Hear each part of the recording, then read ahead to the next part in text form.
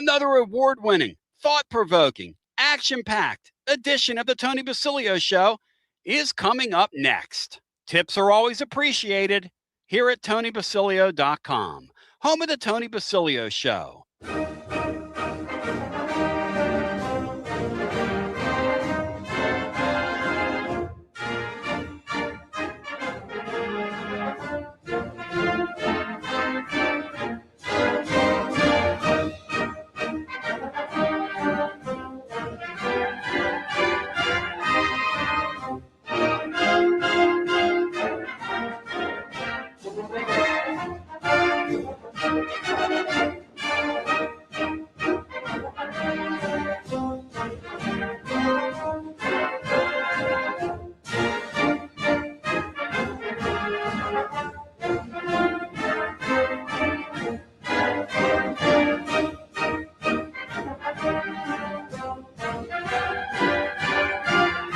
Listening to FM 105.7 and AM 1340, WKGN Knoxville and W289CU Knoxville, Fan Run Radio.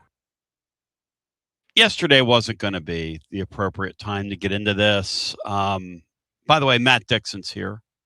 Brian Hartman's in the house. He's done a yeoman work for us, covering the Lady Vols all season. That's a shame that they went down in a blaze of glory yesterday. Take me down to know the truth. They went out in a blaze of glory. But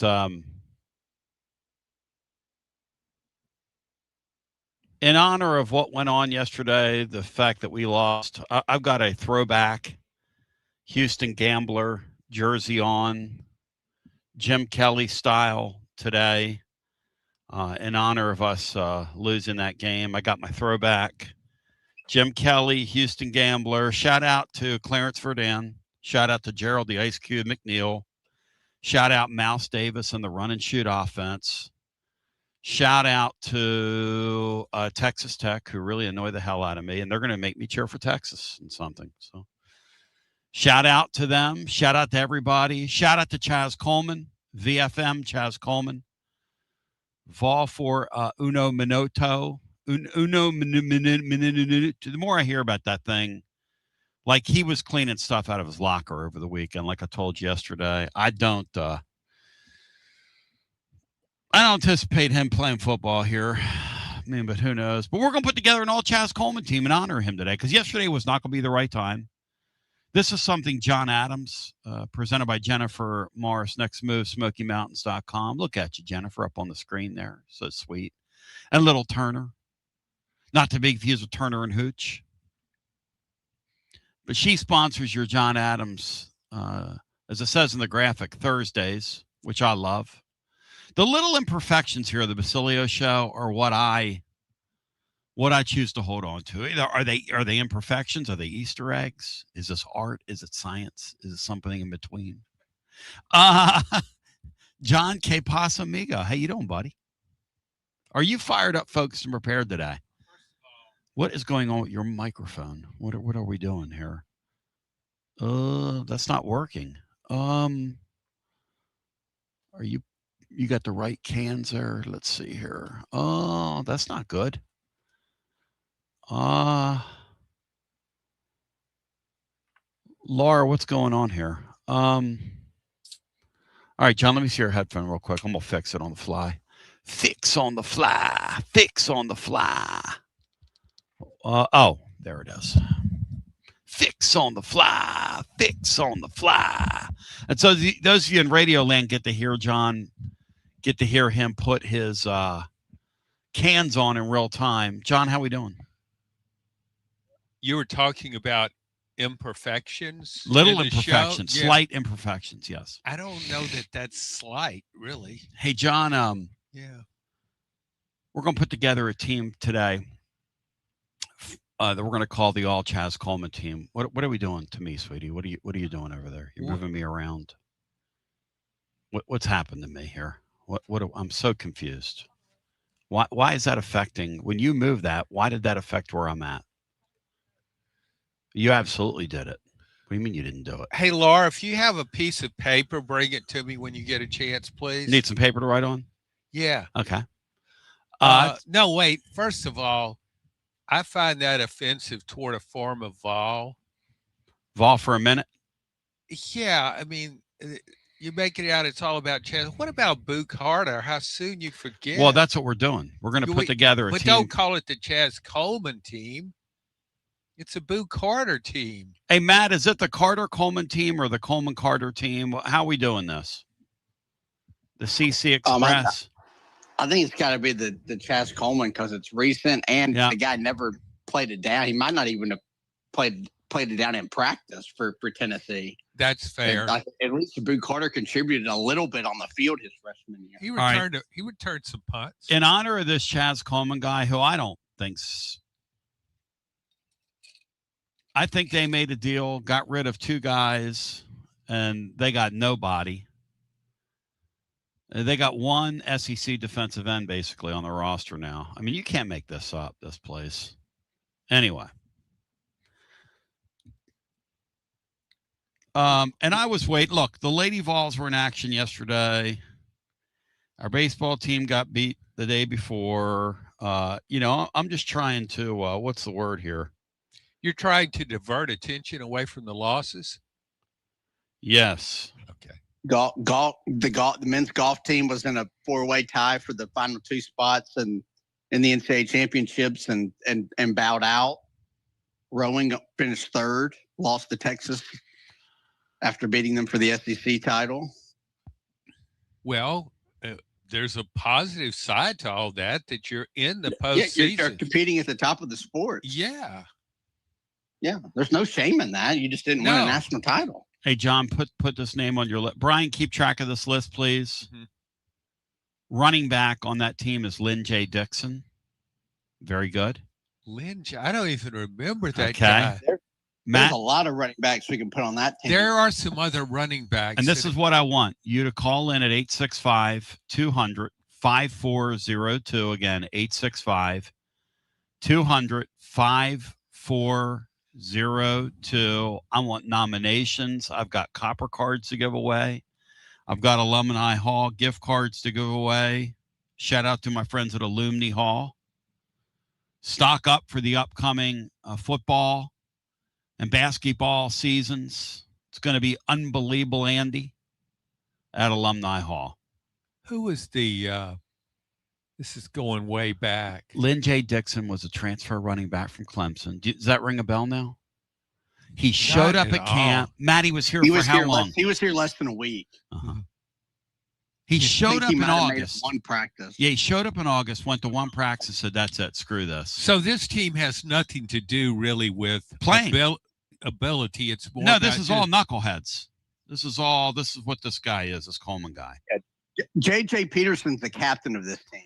Okay, Chaz Coleman team. So we got Chaz Coleman at DE. Coleman's my DE. So on defense. Coleman on DE. What position is J.J. Peterson, Matt?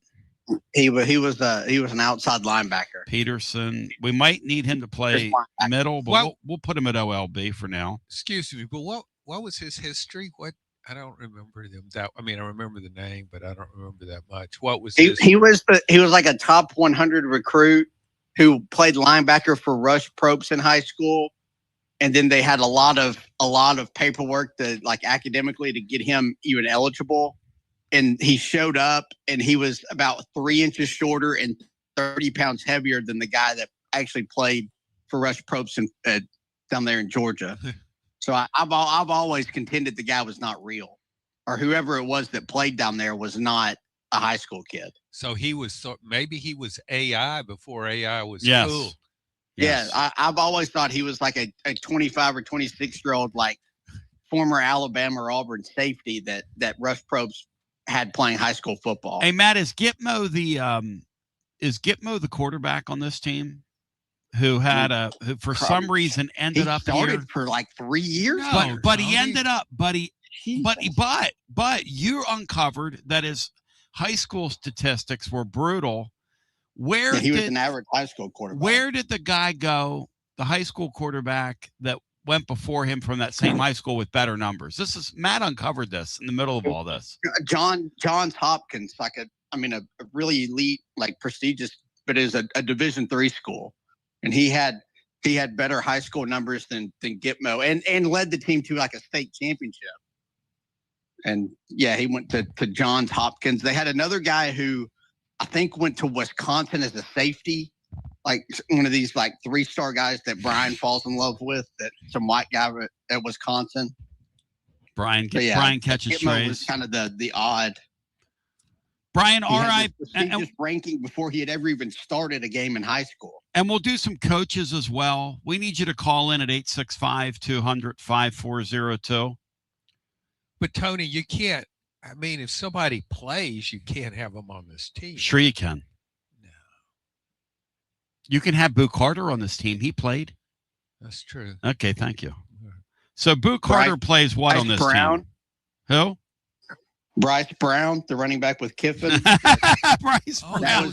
We've got a pretty good backfield here. Shepard, those are one of the early, recruitment like internet deals with him, and he was your backup running back for one season. That poor kid in Chattanooga that paid him money, whatever his name is. Shout out to him wherever you are. That poor kid. Bryce Brown, he was the number 1 running back in the country. That's him. In fact, I reached out. This is when I was recovering recruiting, and I called somebody close to him, and they said, you can subscribe to his website. Remember that, Johnny? One of the first kids that had his own paywall. He was ahead of his time. Hey, Matt, I was told by his handler, I said to his handler, I said, listen, I said, you don't know me and I don't know you, but I ain't getting hell on his website. What about Nikese Richardson? That's a good one. What position did Nikese Richardson play? He was very versatile. We'll put him at wide receiver. Let's put him at wide receiver. And he had the new gun, which of course that was on and off the field, unfortunately. What is the Nuke gun? Where he played like the Wildcat quarterback, and then he was obviously one of the ones involved in that incident at the Pilot where they robbed somebody for a cheeseburger. So they were. What about we were doing shows with them at the time. There you go, Brian. Juicy Locke is a great one. Eric Locke. I just thought of Eric Locke. I have Eric Locke's playbook from a Vanderbilt game. Do you really, Matt? Found it. Yeah, it was just laying at the team hotel. Like after they had left, it was just laying in the lobby. I still have it somewhere. Eric Locke's playbook, John. That'd be a great little show and tell item, Matt. I just got who should be our quarterback. Who? Brett Schaefer. I'll up you one. The kid that came from Indianapolis who ended up at Carson Newman. What was his name? Banks. James Banks. Banks and Schaefer are 2 quarterbacks on that team. You could alternate them. They made James Banks when he signed up there. We took his. This is back in the day when radio was doing these kinds of things. Brian will remember this. We were at Horn Radio. Brian, we took his press conference on the air. They made that kid sound like a cross between Mother Teresa, Martin Luther King, and Gandhi. And he came down here and didn't behave for 5 seconds. Well, he had that catch against Florida. He sure did. He contributed too much to be on this team, I think. Yeah, somebody Caden Salter needs to be the quarterback. He had more rest than he did practice this year. Definitely. Caden, James Banks just got kicked off the team, Tony. And Schaefer was like the first true freshman to start a game 1 in the SEC like ever. And he at least played some that year. Caden Salter. All right, so here you go, ladies and gentlemen. Yeah, he never played. We're having some fun here. This is kind of where we're at. Yeah, James Banks caught that ball in that win at Florida. That really strange. At the end of the first half. End of the first half. Quarterback is Caden Salter, backed up by Brent Schaefer. Running backs, Lynn J. Dixon, Bryce Brown. Who else we going to add? I need some wide receivers. I've got Eric Locke and Nuke Richardson. Who's the tight end? I seem to remember a tight end that was a tight end for a minute here. He got caught shoplifting out at the movie theater. They went on a movie. Was it Brandon Warren? No, that wasn't Brandon Warren. They went on a movie junket. Brandon Warren is a good one, though. Did Brandon Warren ever suit up here? Yeah, he wound up here after he was a freshman All-American at Florida State. He came back here and played for like a just minute. never really did anything. Yeah. Did he get kicked off the team, John? Very I quickly. don't know if he got kicked off the team or if he just kind of. I don't remember him playing in a game. I don't remember him playing in a game. He played very, very sparingly. Him and Kenny O'Neill are on the same team together. Kenny O'Neill's another one. On paper so many great wide receivers on this team. Kenny O'Neill. What about the offensive lineman that was like the number one? That's what we're doing. We got to fill these offensive line out. Number one offensive junior college. He's like maybe the number one junior college player. DeJuan Blair. DeJuan Blair. Weighed about 260 pounds. Mm-hmm. How much? He's like 260. And he couldn't move at all. Looked like an oversized tight end. Is that name right? He couldn't move at all. It is exactly Tony right. had better lateral movement than that guy did. Somebody called me from over there because they were all hyping him up on the sites, and they said, Tony, wait till you see this DeJuan Blair guy. And then the guy said, actually, you will never see this DeJuan Blair guy. He said he's a really bad football player. So this is what we're going to amuse ourselves today. We're going to amuse you. We're going to tell little anecdotes about these people because I don't want to think about what happened to the Lady Vols yesterday. Brian, how depressing is that when a team gives you, when we got off the air yesterday, 4 total errors in a game and you can't score runs. 4 errors, Brian, a 7-inning softball game, and you can't score runs. Well, the difference is Texas has a player who's got 29 homers on the season, and the Lady Vols leading home run hitter has 14. There's your difference right there. The Lady Vols. That's been their downfall, is inability to get big hits in games where they go out in. Where they end their season. Because Karen Weekly has elite pitchers. They have more pitching than anybody in the tournament. Now, I'm not sure if they have a frontline big gun like a lot of these teams do. Like, I'm not sure if they're number one. Now, she's seems like a sweet kid and all that and throws the ball really hard, but I'm not sure she's the same timber as the kid that pitches for Nebraska, the kid that pitches for Texas Tech, even the red-haired girl that they got from UCLA. She's nasty. Those 2 pitchers are nasty. And the UCLA transfer can play. She can hit. She can do everything. That Texas Tech team. That's ridiculous. Man. I can't stand them. Golly. But the best team money can buy, and they got that coach as goofy as he wants to be. They're the outlaws of softball. Yeah, they really are. But you need that. I thought they added a lot to the tournament. I mean, they were chaos. John, do you believe, because you and I love stuff like this, just the wrestling side of sports, why did that panel, who I want to call Pinnell, because those are the people, I knew people that spelled their name exactly the same way in Pennsylvania. Shout out to Ricky Pinnell and the Pinnells of beautiful Kennett Square. But why do you think that young lady felt the need to fabricate that story in that line? A week after White Chocolate and his daughter were causing all kinds of a scene. His daughter can play. And she looks like a sweet kid too, looking at her.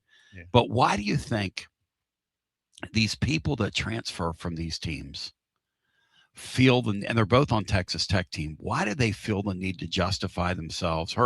Her father was saying, I can't believe some of the things that are said about us on social media. Dude, you left a championship level team and took the money. Do you want everybody to kiss your tail on the way out? That's not how life works.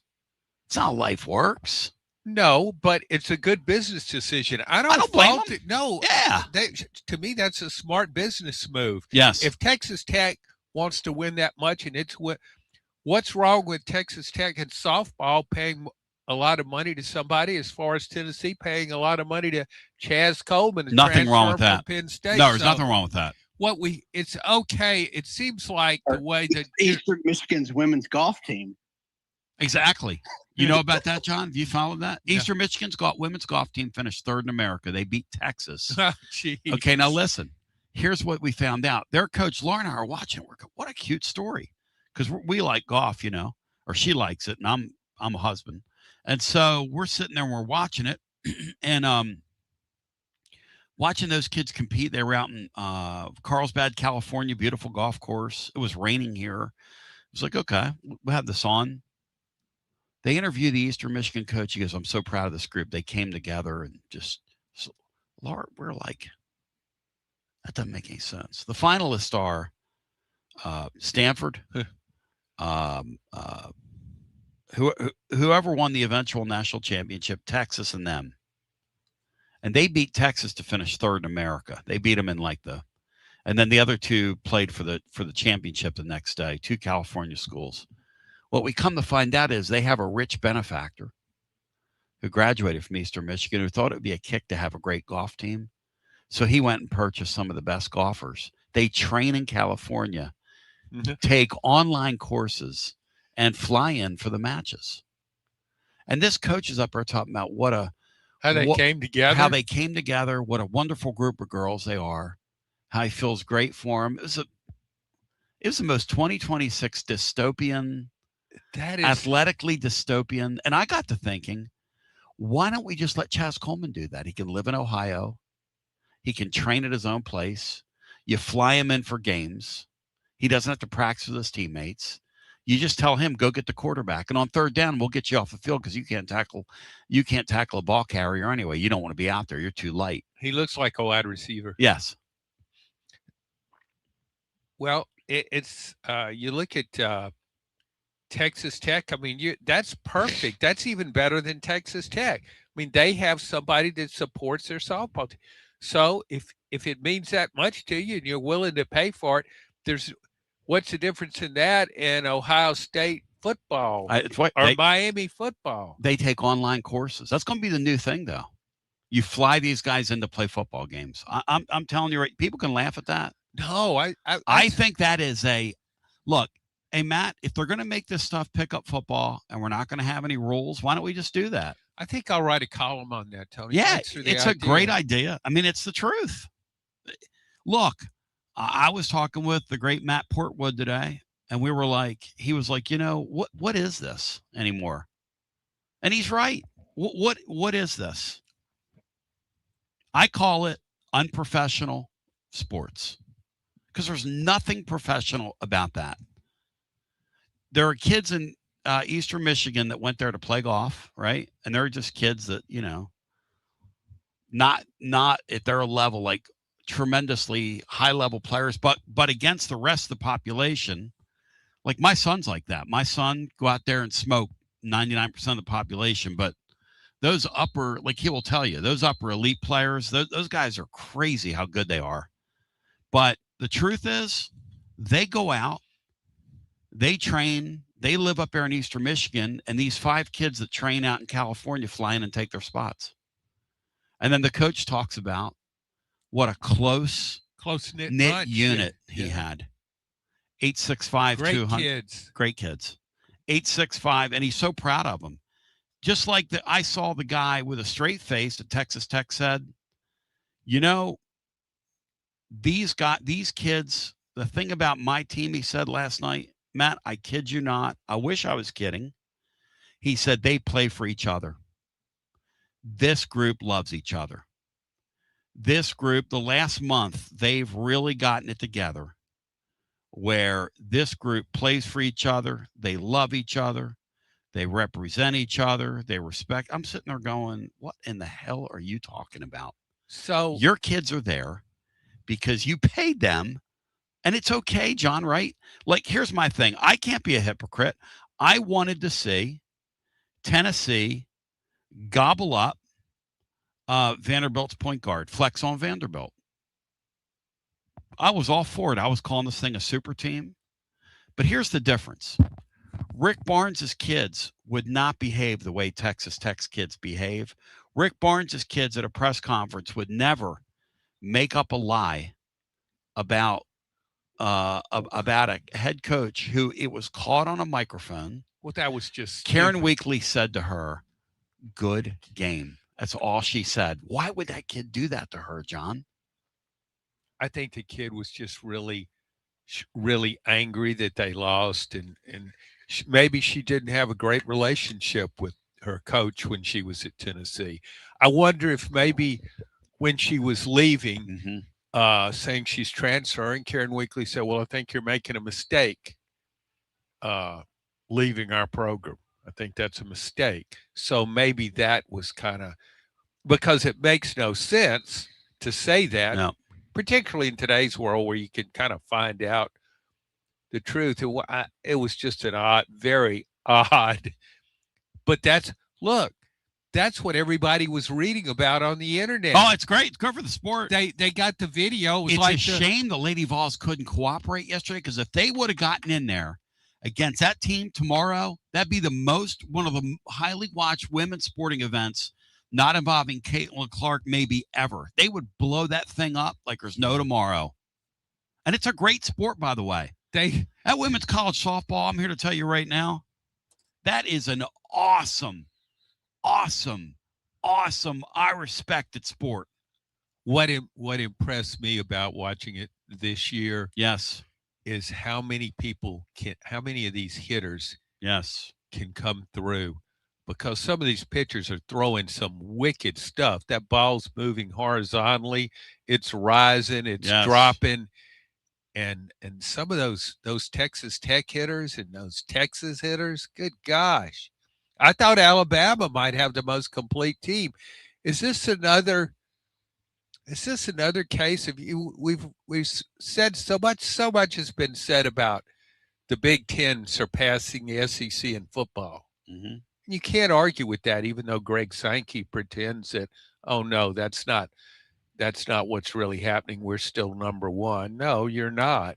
But if you look at these other sports, look at softball, for example. When Oklahoma and Texas came into this league, one of the thoughts that came to mind was, well, no other conference is ever going to win a national championship, because Oklahoma was a dynasty in women's softball, and Texas was competitive and getting good.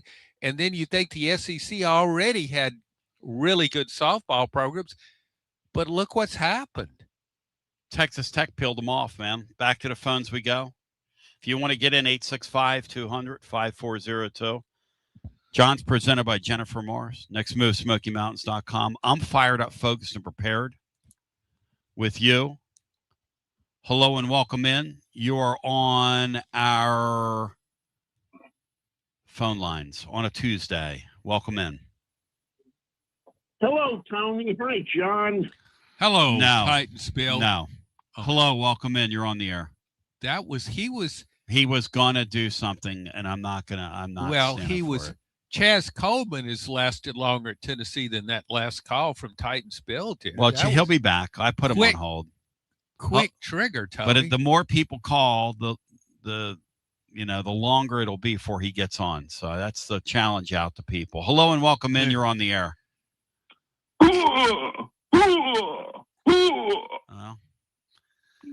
Bill, welcome in. I guess you're the next one up.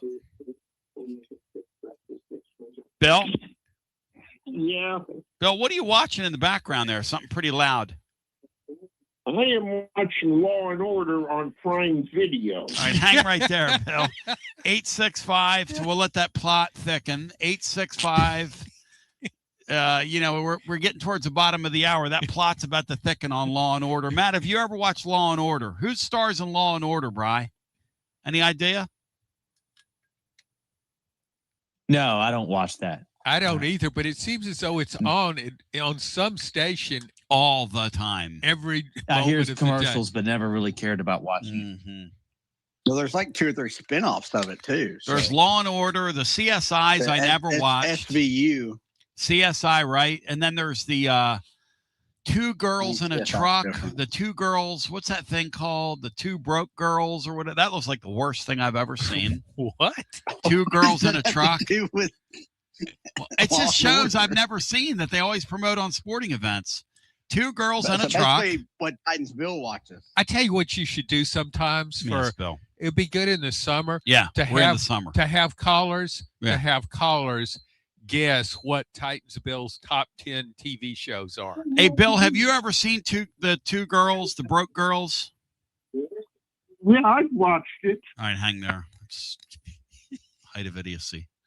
As we continue with more on the other side after this. And if he does what that first caller did, Bill's going to have a short phone call. We're taking your all Chaz Coleman team. Here's what we have right now. We just had a great suggestion. Grant Ferkring for general manager. He's putting the team together. And NIL director. And Player general manager. He'll come rake your leaves for you, too. Call Grant Ferkring, he'll rake your leaves. Call Grant Ferkring, he'll rake your leaves. The straw man.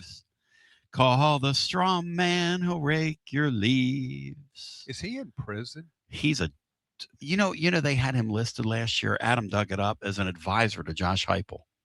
What would he advise him on? Maybe this Chaz Coleman thing. He would be very good at this. Yeah. He could relate to Chaz Coleman. Sign a contract, show up for like 2 days, go back to Ohio and say, show me the D-Shay to the Mon J as we continue. I didn't want to do this yesterday when the Lady Vols were still alive because, look, Lady Vols still being alive are where it's at.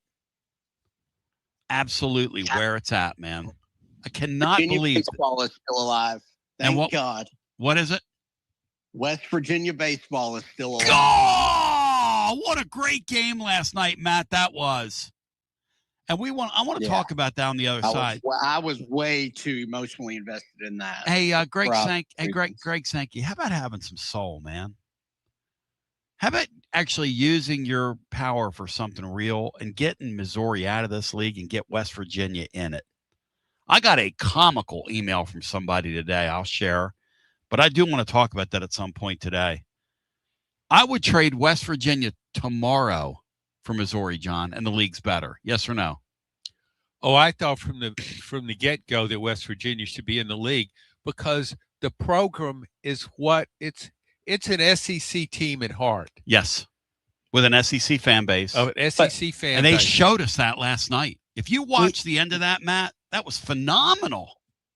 We'd have to hate them, though, and I don't want to hate them. You couldn't hate them. They're kind of a program I like. They're next level.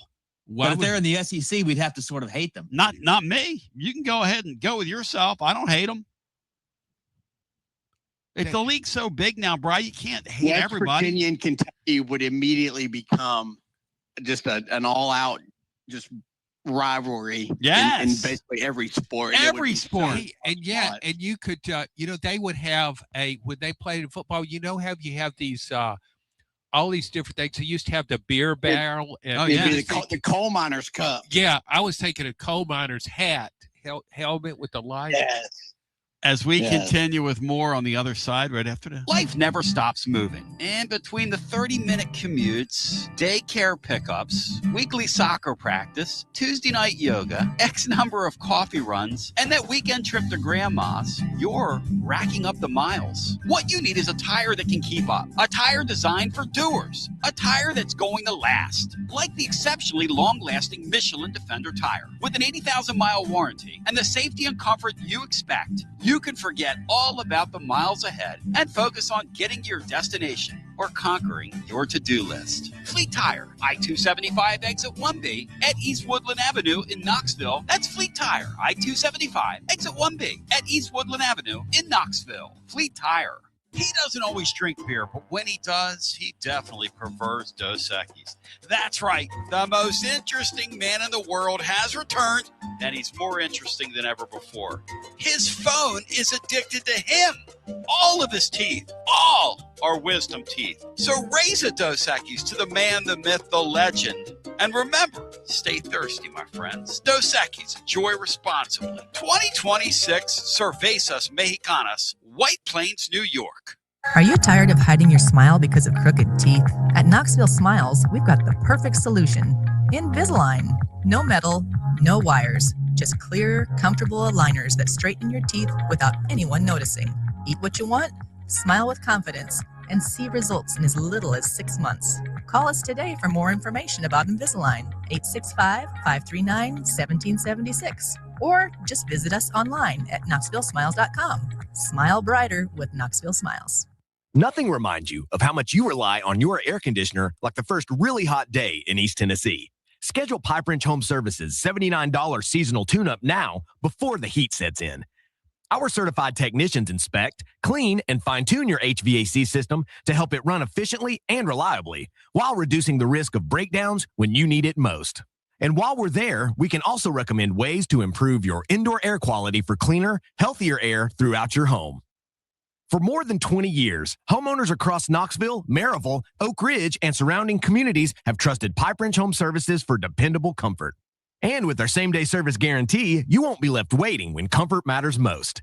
Schedule your $79 seasonal tune-up today at pipewrench.com. Same-day service guaranteed, or the visit is free. Offer valid on standard systems only. Visit pipewrench.com for details. Baseball fans, it's time to step up to the plate. Look your best. Get some new Tennessee gear from Alumni Hall. Alumni Hall has the best selection. Top brands for you to choose from this season. Look, it's nice and warm outside. So get into any of their 6 air-conditioned East Tennessee locations. Shop online, download the app, grab your Tennessee baseball jersey, your hat, your decal, maybe a t-shirt, and they have so much more. Earn $10 in rewards for every $150 you spend. Go Vols and shop Alumni Hall, your ultimate Tennessee shopping destination. Touch them all with Alumni Hall. When it's time for a fresh coat of paint, run, don't walk to Walker's Painting. Interior and exterior, Walker's Painting's been making it beautiful since 1999 across the Knoxville area. New construction, repaints, commercial, residential, free estimates available. And get this, mention you heard Walker's Painting on the Basilio show, 10% off your first job. Let's go! Run, don't walk to Walker's Painting. 865-688-1410. That's 865-688-1410. Walker's Painting, making it beautiful since 1999. Check out the ad at the blog at tclub.team. Walker's Painting. Inward Half is committed to the game and the memorable moments that happen in between. From the tee box to the tailgate, from the green to the big game. For the first birdie with Dad, the first big win with Mom. Friday night lights, Saturday superstitions, Sunday traditions. Fall into the comfort and unparalleled performance of Inward Half. This fall, enjoy the walk-in. It's the hottest post-game show on the planet. Garza Law. Fifth quarter fan reaction. Fan reaction. As soon as the final gun sounds, we're live.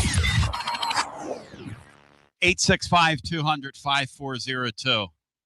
Matt just brought a great one up. We now have a strength and conditioning coach, ladies and gentlemen. Then we'll go to the phones. We're putting together in honor of this Chaz Coleman saga, which I think is just not going to end well. I mean, I don't know how to tell you that, but other than to tell you that. And I'm not alone in that, by the way. Doing what we do. I don't. You see enough of these down through the years, and then you dig into this one, and you realize that, you know, this kid, I don't even know if he plays football. I don't know. But he a little goofy. Matt, you had one you wanted to add as our strength and conditioning coach, because we have a general manager right now, Grant Ferkring. That's a tough name to. It is. Yeah, you can get in trouble with that one. There was the I think his name was Aaron Ostmus. He was Lane Kiffin's strength and conditioning coach for about a week here. Aaron Osmus. What about Jack Sales? I believe he's even referenced in the Pyramid of Blame video from back in the day. Strength. Really? Strength and conditioning. That is so fun, Matt. Kiffin, our head coach, guys? No, Matt nailed it. Greg Schiano. Greg Schiano. It's got to be Schiano. Yeah, he makes Lane Kiffin look as though he had a long tenure at Tennessee. Yeah, I mean, Kiffin actually coached games. Yeah. Oh, Greg Schiano got the job, didn't he? Yeah. Should he be listed? You could have Jeff Brom as your offensive coordinator. Jeff Brom, OC. Kevin Steele is your DC because he was the acting head coach for about 2 weeks. Yep, during that whole gesticulation period. They paid him $1 million to sit over there, John. Kevin flipping. And they want to know. They want to know why, John, we make fun of all this constantly. Why don't we take your profession seriously? Kevin Steele took $1 million for sitting there for 2 weeks. Monty Kiffin took $1 million for fogging up a mirror on January 1st, 2011, I think it was. 2010, 2011. 2010. What about Brady Hoke? He was an interim guy, but he would be our chief meteorologist. Well, him or Vitello. Who do we just talk about after Brom? Who did you say, Matt? I got to get that down. I went on a little riff there. It was Brom and then Kevin Steele. Kevin Steele's DC. What about Jack Sales?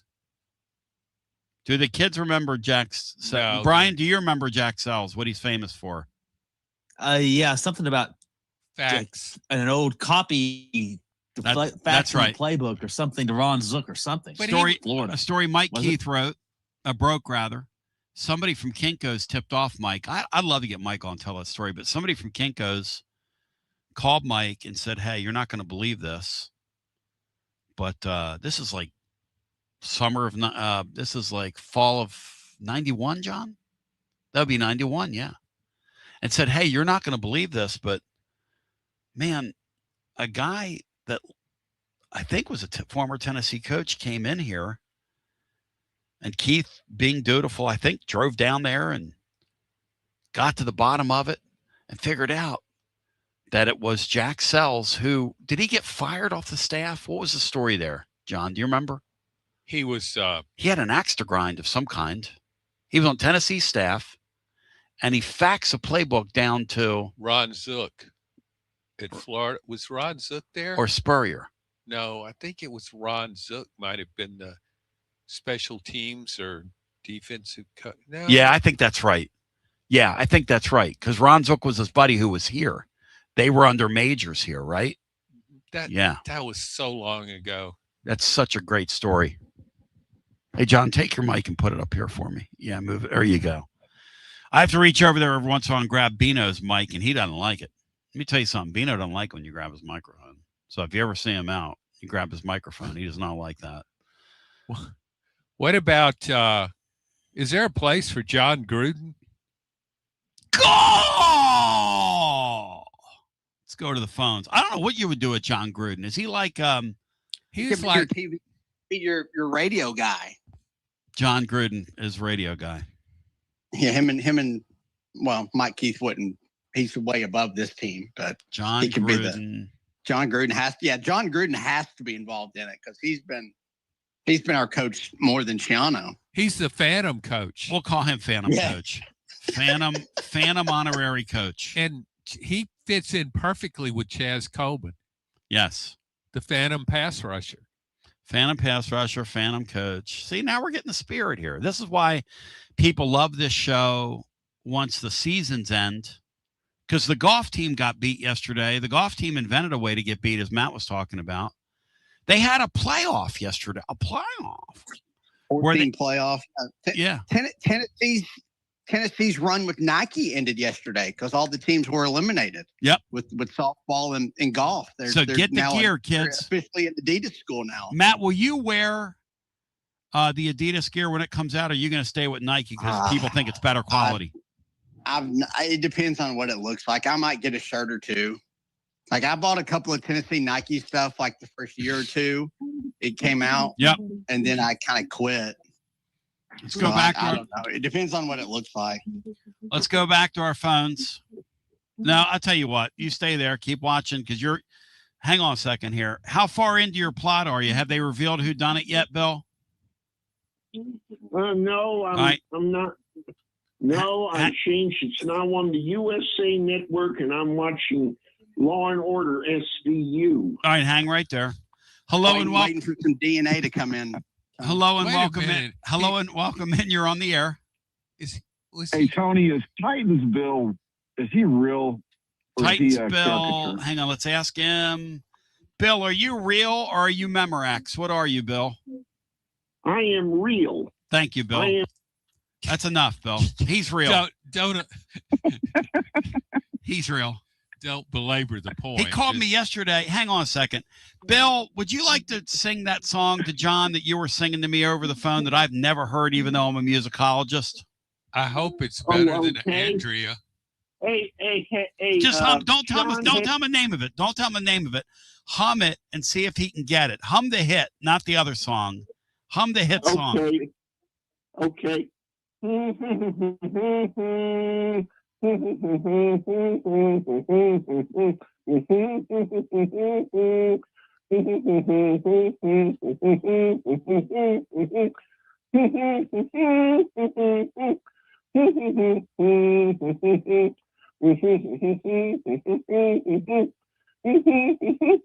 right, let's go around the room. John?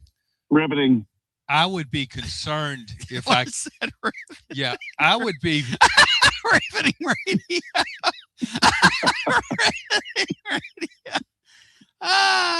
The guy is a total artist, y'all. I would be concerned if I could identify that song. Good game, Bill. Cassidy said Santa Claus is coming to town. John, what's your guess? I don't want Hang to on guess. a second. I don't even want to think Bill, about it. Bill, give me two more bars of it one more time. Lance McCluskey almost had it. Go ahead.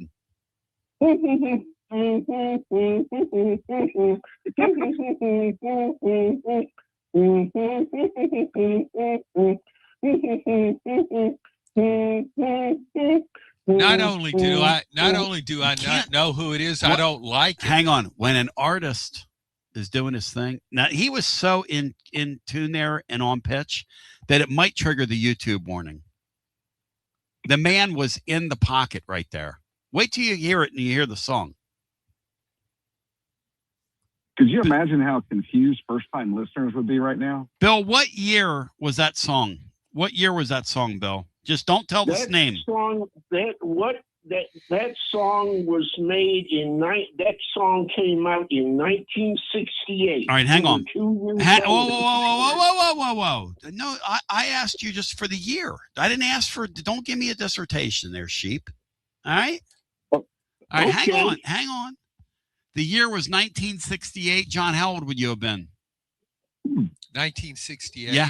20. All right. Hum it again, John. This is going to bring it back to John Adams. Hum it to John now.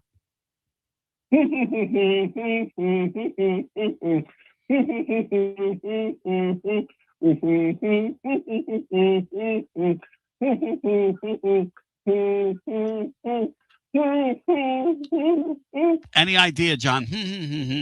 Absolutely none. I don't even want to.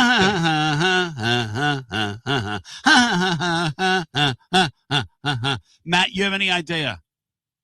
Hewitt Pruitt's guessing Bryce Brown. Oh, that was if for you another had a thing. Fifth hour, this wouldn't even be. Never mind. Taylor, what's on your alleged mind today? Welcome in. Tony, the two deans, it's an honor. Yes, spoken sir. Word, written word. When I think of Titans of sports radio, I think of course, John Ward. I think of John Wilkerson, Mike Keith, Tony Basilio, and I guess you could add Titans Bill to that list of Mount Rushmore. No question. Titans Bill would be the conductor of the band. But he's been here too long, so he wouldn't fit on air. Yeah, don't even know what to say, Tony, after that, but I'll just get right to it. The regional format, Matt, in particular, and I'd love to know John's opinion too. It seems like it screams for pitching depth. So are you going to see in the 34-man roster cap more pitchers taken? I know we've tried to do two-way. I think two-ways are a gamble, probably a gamble worth taking, but most of them just seemingly don't pan out.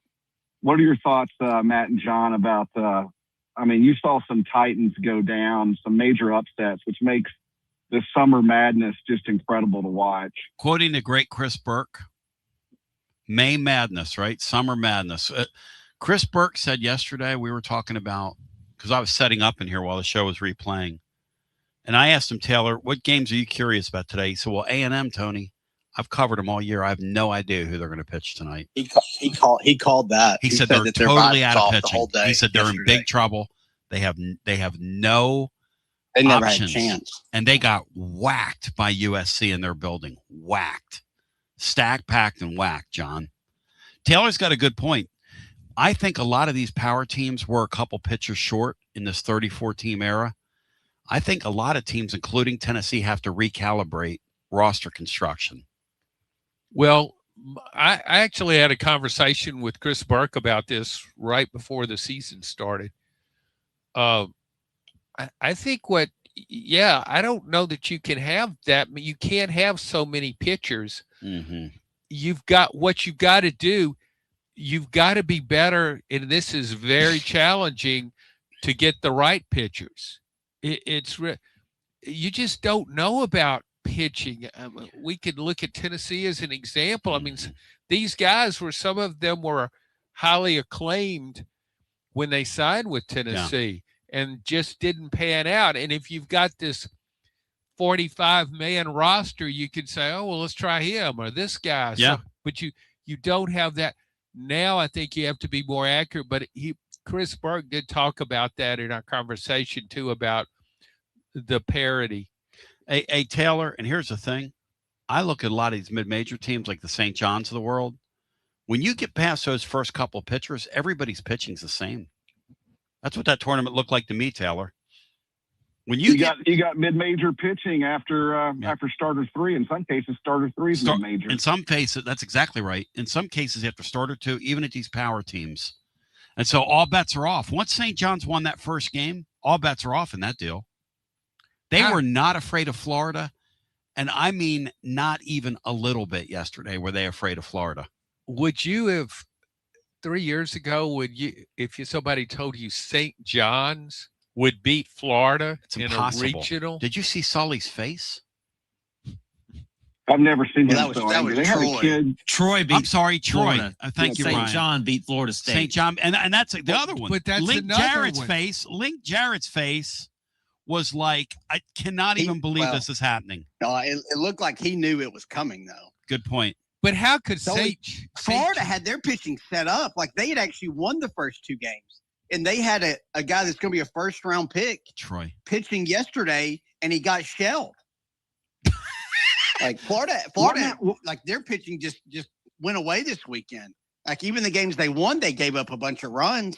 That was a weird one. Well, they actually have the pitching depth to get through. Their pitchers just didn't perform.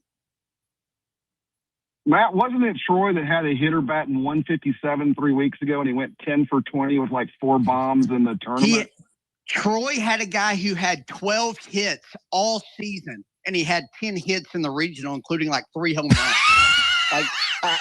How do you game plan? Greatest sport ever. I think he had 4 bombs, Matt. Taylor, if the sport was smart, they would come up with a name like May Madness for this thing. They really would. May Mayhem. May Mayhem. They would jump on it. They would lean into the fact that upsets no longer happen in the basketball tournament and tell people this is the tournament to watch. If you want to see David versus Goliath, and lean into it, because as Taylor knows, when they cut this draft in half, a lot of mid-major baseball is getting ready to get better and better and better and better and better. You think this is crazy right now? You wait till the Major League Baseball cuts that draft in half, and you watch and see what this tournament looks like. It's going to get crazier. So what happens? Mayhem, Tony. What'd you call it? It's just total mayhem. It is. I mean, to your point, Tony, in SEC play, the Vols only had 2 pitchers with ERAs under 5 in SEC play. That's Arvinson at 4.34, Coons at 3.52. You know what Tennessee had against North Carolina, looking back at it now? They had 0 chance in that regional. But we didn't think Tennessee had much of a chance going in. No. The irony is that Tennessee's Oklahoma had pitching, 0 chance against Georgia He's Tech, exactly too. right. I'm glad he said that. I was thinking Oklahoma we have 0 chance, and they have less chance than we do, and they're through now. Because for one weekend, they put it together. That team that Tennessee pummeled, they pummeled that poor team. But even again in that Tennessee series, even though they were losing, they were starting to hit that LaChance dude. What did he hit? I love him. And so, but the fact is, Tennessee just didn't hit. Didn't hit. Like the Lady Vols didn't hit. When you don't hit in these deals, that's the other thing, Taylor. When your bats go silent for a couple games, your ass is going home. It's like Major League Baseball. You are going home. You don't hit, you go home. Well, Tony, the hitting has been a challenge. I know they got hot, but last stat pointing that out in SEC play only, the Vols only had 4 hitters that hit above 255. Oh. Hey, Matt and T, question for you guys. Did we lose anybody yesterday that concerns you guys in retrospect now? And with the portal? No. Go ahead, Matt. No, I think all those were kind of expected, but no, none of them are guys that are big losses. And do you guys think that some of these middle infield types and some of these guys that were, I don't want to say they were processed, but let's just use that term, probably told, hey, you don't have a shot here next year.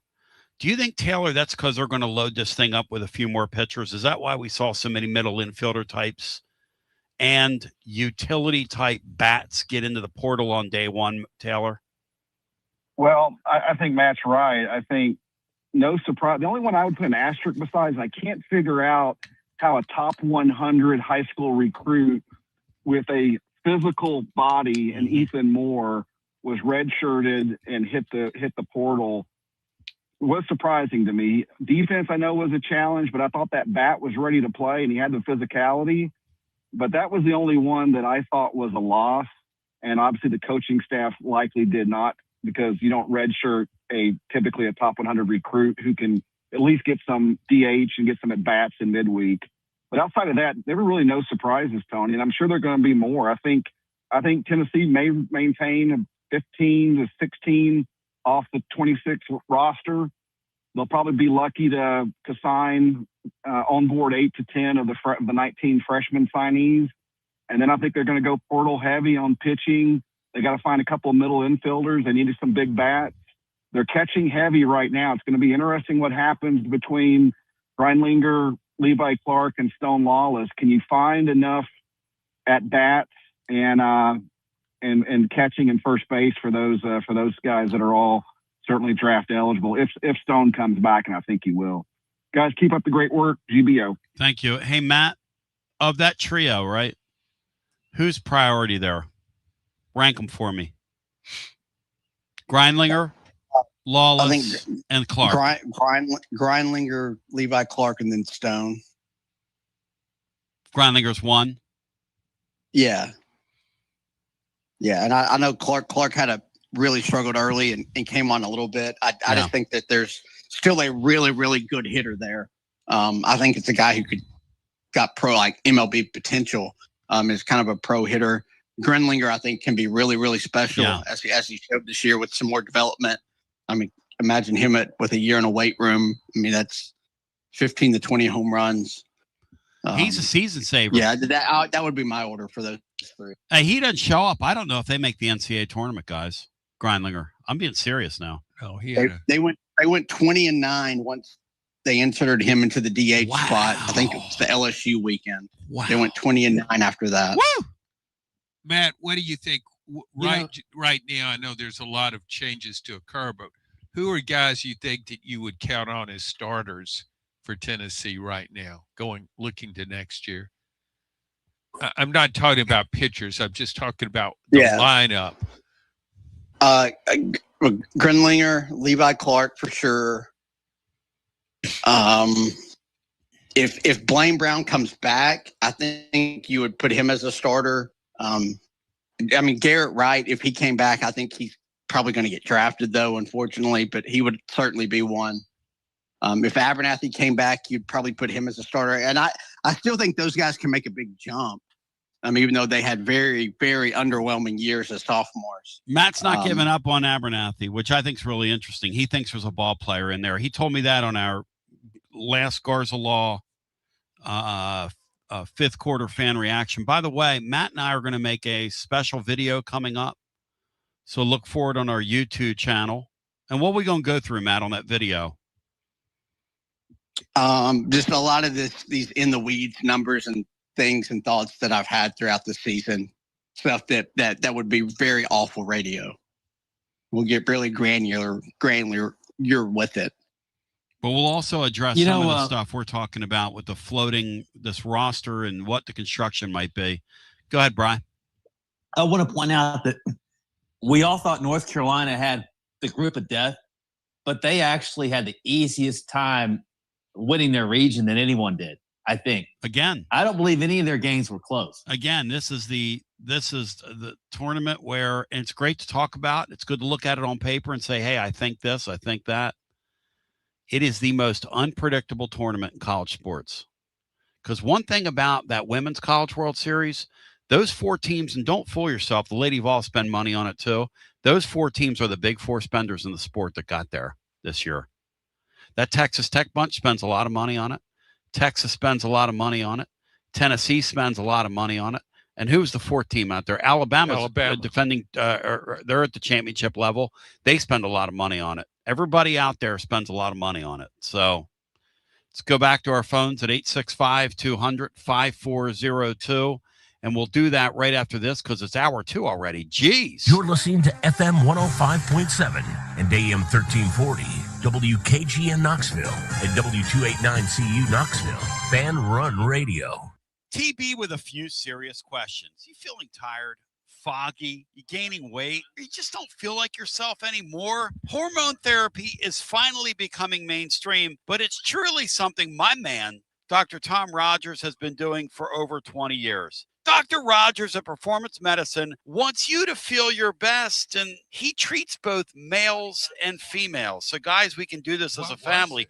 At Performance Medicine, hormone therapy is personalized to you. If you're dealing with hot flashes or mood swings or low energy, decreased libido, fatigue, muscle loss, stubborn weight gain, it might be time to find out what your body really needs. No shame in this game. You can do something about all the above. Performance Medicine offers customized hormone treatment plans based on comprehensive lab testing with options like pellets, creams, patches, oral medications, and injections. The goal is simple. Help you feel like yourself again. Next level. Make your life better. Take it to the higher plane. Visit performancemedicine.net. Schedule your consultation today. You'll feel your best with Performance Medicine. Big news, Basilio family. Get ready because the 2026 Knoxville real estate market is officially shifting into high gear. All signs are pointing toward a record-breaking year, and the energy across East Tennessee is absolutely electric right now. Whether you've been dreaming of finding that next home, looking to capitalize on your current equity, or ready to dive into the investment world, the timing has never been better. Having a game plan is the key to winning in this fast-paced market, and I'm ready to help. Give me a call, Jennifer Morris, at 865-694-5904, or reach out at nextmovesmokymountains.com. That's nextmovesmokymountains.com, and go Vols. Basilio here with the great Chad Stockton of FC Alliance. And Chad, I can hear it in the background, brother. It's World Cup season, and you guys are in the middle of it. Talk to me. We are excited. Our U9 through U12 trials just kicked off today for our locations in Knoxville and in Johnson City. So we're ready to offer any player top-level competition, top-level training anywhere they want to be in Northeast Tennessee. In our programs, we offer competitive play for anywhere from 9-year-olds to 19-year-olds. We've got 2 locations. Our location in Knoxville is kind of our home base, and our location up in Johnson City in the Tri-Cities area is our FC Alliance North. Both locations are growing tremendously, and we're excited about what the future holds here at both locations. Growing the beautiful game in the season of the World Cup. Chad Stockton, how can folks get more information? Go to our website, FC Alliance or FCAllianceNorth.org. And both locations, we're happy to serve the beginning player or the more experienced player, because what we will promise is the top-level training and top-level leagues that we can play in for all of our players. Growing the beautiful game in Knoxville and now also in the Tri-Cities. FC Alliance. Thank you, Chad Stockton. Thanks, buddy. Got a plumbing or HVAC problem at home? Whether it's an AC that won't cool, a furnace acting up, a clogged drain, or a water heater problem, Pipe Wrench Home Services is ready to help. Right now, when you schedule any HVAC or plumbing repair, your service fee is waived with the completed repair. That means expert help fast without the extra cost just to show up. Our certified technicians will quickly diagnose the issue and provide reliable solutions to make your home comfortable again. And with our same-day service guarantee, you won't be left waiting when help matters most. For more than 20 years, homeowners across Knoxville, Maryville, Oak Ridge, and surrounding communities have trusted Pipe Wrench Home Services for dependable comfort. Schedule your repair today at pipewrench.com. Same-day service guaranteed, or the visit is free. Service fee waived with completed HVAC or plumbing repair. Restrictions apply. Visit pipewrench.com for details. Okay, so we really need uniforms and equipment for this season. Can I trust you with that? Cool, I'll just order them online. What? Yeah, I'm going to hop online and I'm going to get them ordered. Hold up, that's not a good idea. We shouldn't just spend money on some random online retailer, okay? I mean, it seems pretty convenient. Trust me, it's a terrible idea. Let me simplify this for you. SM Athletics. Okay, how do you pronounce it? SM Athletics? They're the go-to for uniforms and equipment, whether it's for universities, high schools, youth leagues, you name it. So why wouldn't you rather go with professionals who can guide us through the process, design the perfect uniforms, and deliver the best equipment? Yeah, I guess that makes sense. What's the name again? SM Athletics. Right. It's definitely smarter to go with a company that emphasizes customer service, fair pricing, and, of course, excellent products. Exactly. So, yeah, I guess it's settled then. For uniforms and equipment for all sports, it's SM Athletics.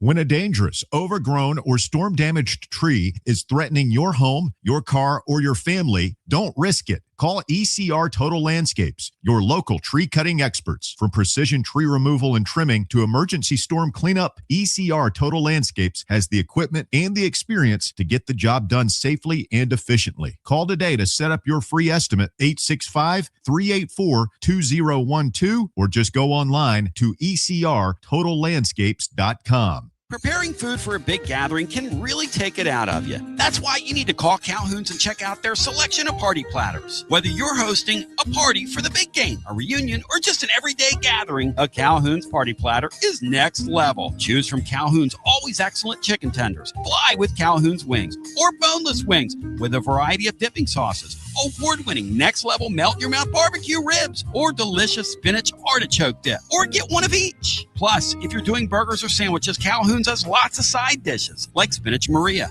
baked cinnamon apples, Smoky Mountain baked beans, or creamy coleslaw. Available in pints, quarts, and gallons. And to finish things off, pick up one of Calhoun's great desserts to go, including homemade cheesecake or key lime pie. Calhoun's, simply your go-to party headquarters. With 9 locations all over East Tennessee, you can order online and just pick it up. Calhoun's, one of the Copper Cellar family of restaurants, along with Chesapeake's, Copper Cellar, Corner 16, Cherokee Grill, and Smoky Mountain Brewery. Eat local, eat good. Like our 2026 football Vols, score a T3 TD every time with T3 Vodka, Tennessee's premium vodka. Handcrafted with passion, precision, and a whole lot of pride. Right here, handcrafted in the majesty of the foothills of the Great Smoky Mountains. Quality around here isn't just a promise, it's a way of life. And T3's filtered 10 times.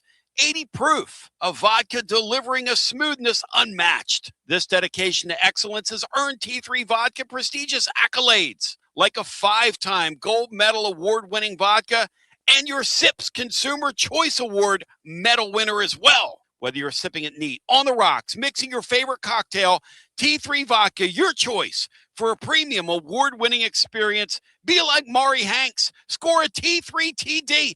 Ask for T3 Vodka by name at restaurants and wine and liquor stores today. Drink it neat, drink it right, and score a T3 TD all 2026 long. Tennessee's Premium Vodka, T3, Tennessee's Premium Vodka, distributed by Empire Distributors of Tennessee. TB here for Cedar Bluff Plumbing, a live and local company that's been serving our area for over 32 years and counting because every customer counts, and I mean no job is too small. Cedar Bluff Plumbing just voted #1 by City View magazine because multiple plumbing experts are on call to serve all your plumbing needs. Chances are there'll be a plumber in your area when you call, and they won't send some salesman to your house. You're going to get a high character, trustworthy, highly trained plumber who will serve you. Not like some of these guys that look like they came off the set of America's Most Wanted. Cedar Bluff Plumbing is Basilio tested and approved and will go the extra mile for you because Chucky Mack is a servant of the people and my consigliere to the throne, celebrating over 32 years of serving living volunteers. Cedar Bluff Plumbing. Call 588-4448. That's 588-4448. Cedar Bluff Plumbing. All right, y'all, I want to get back into my topic here as we welcome you back. To you, the living listener, we don't have any calls. Titans Bill even hung up. I guess he got tired of humming a song, or maybe he got engrossed in Matlock, or maybe All the King's Men, or whatever's on BET right now. But what was Titans Bill's song? We'll have to have him call back. Brian was about to get it. Brian said, Tony, we were talking during the break. Brian said, Tony, if he would have hummed that maybe one more time, he said, that was on the tip of my tongue. Isn't that right, Brian?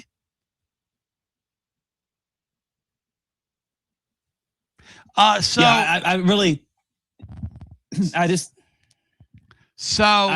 woke up this morning thinking I want to hear Titans Bill hum something. That's really the only thing on my mind, and hopefully he does that daily. So that's why we tune in. That's John, why they tune in, Tony. If I was to say to you 1968, okay, an instrumental, I would think like Green Onions, right? Wouldn't you? How's Green Onions go?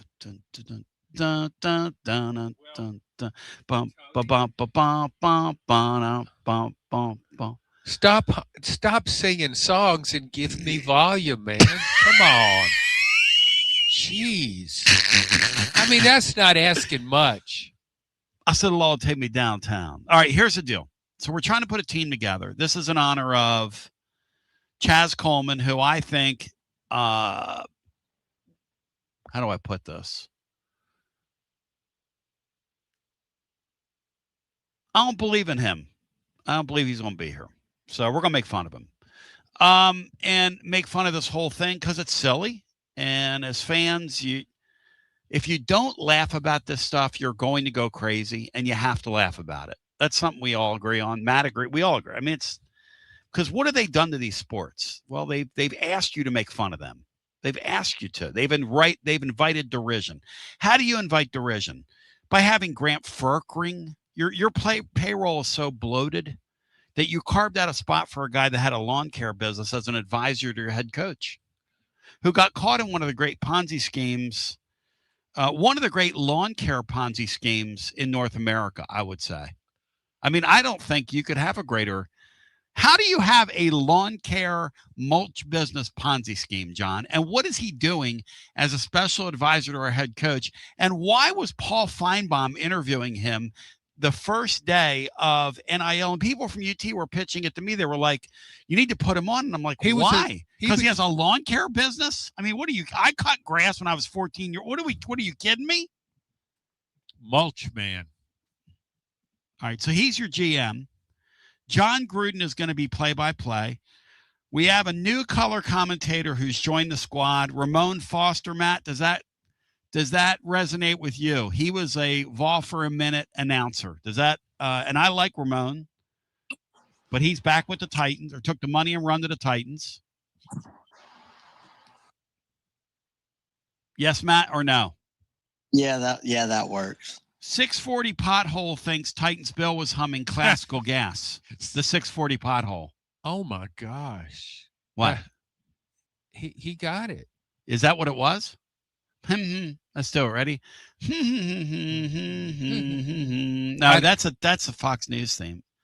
or Fox Sport.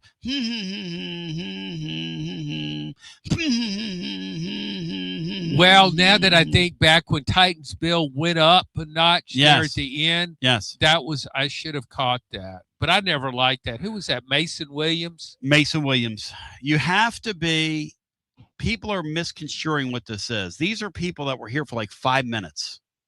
Or they were here for a little bit of time, but left like a little bit of a mark. For instance, continue. Aaron Osmus is your strength and conditioning coach. Matt reminded me that the John Gruden era was so nutty here in his 9 months that he had like 3 strength and conditioning coaches. You mean John Gruden had 3 strength and conditioning coaches in 9 months. Yes. You mean Lane Kiffin? I mean Lane Kiffin. Yeah. I'm interchanging with John Gruden. Gruden would only have 1 strength and conditioning coach, and that's his son Deuce.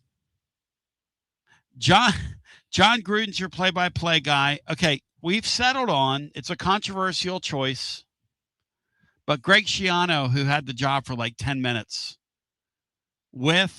you got to say that week there was another coach who was coach for 10 minutes. Who was it, John? Later that week, if you'll remember how it played out. Do you remember how it played out? He was a West Coast. Well, yeah, if you want to say Mike Leach. Yes, you could. He thought there were 2 guys that week that thought they were head coach for 5 minutes. Mike Leach would have been so awesome. Jeff Brom, offensive coordinator. Kevin Steele, defensive coordinator. Kevin Flippin' Steele. Is John Curry the AD? John Curry's got to be the AD. How about Bev Davenport as chancellor? Now we're talking. Bev Davenport. She was here too long. Aunt Bev was decent. Aunt Bev was chancellor. John Shoemaker wasn't here that long, I guess. That's who. Shoemaker's your president. Remember when There's got to be a role for the Peterson clan that came in after him. John Shoemaker. He was here too long. AD's wife probably is. What about Joe DiPietro? He was Where is Waldo, that guy, when he was president or whatever he did. He created a job for Philip Fulmer. That led to Fulmer being AD and Jeremy Pruitt. So Joe DiPietro actually is to blame for the worst period of UT football. All right, go back here. A lot of people are to blame for that. That is like a cast of trying thousands. to blame it on one person. By the way, lines are wide open. Here's the team. Oh, Pruitt's wife has to be like the compliance director. What was her name? Casey Pruitt, compliance director. Yeah, because that's what she did when they had met. I think like at Florida State. She was like worked in compliance. She was the Batman. She fought the law. She fought the law. She crossed over. She went from law to criminal. Yeah. She was like the guy in West Tennessee, Buford Pusser. She was on both sides of the law. Do you think Buford? I love that. Do you think Buford Pusser was actually a criminal? We murdered his wife. Well, you don't know. That's not a fact. Huh? It's not a fact. Huh? Was he indicted? The law came out. They had a press conference last year and said that he did it. Don't you remember the TBI announced he did it? I guess that's a fact. I mean, but they never proved it in court. Casey Pruitt is compliance. That is so good, y'all. I went to the Buford Pusser Museum somewhere in the middle of nowhere. Yes. But it didn't have any. Selmer? Was it in Selmer? There was what was the name of that place? I think it started with a C.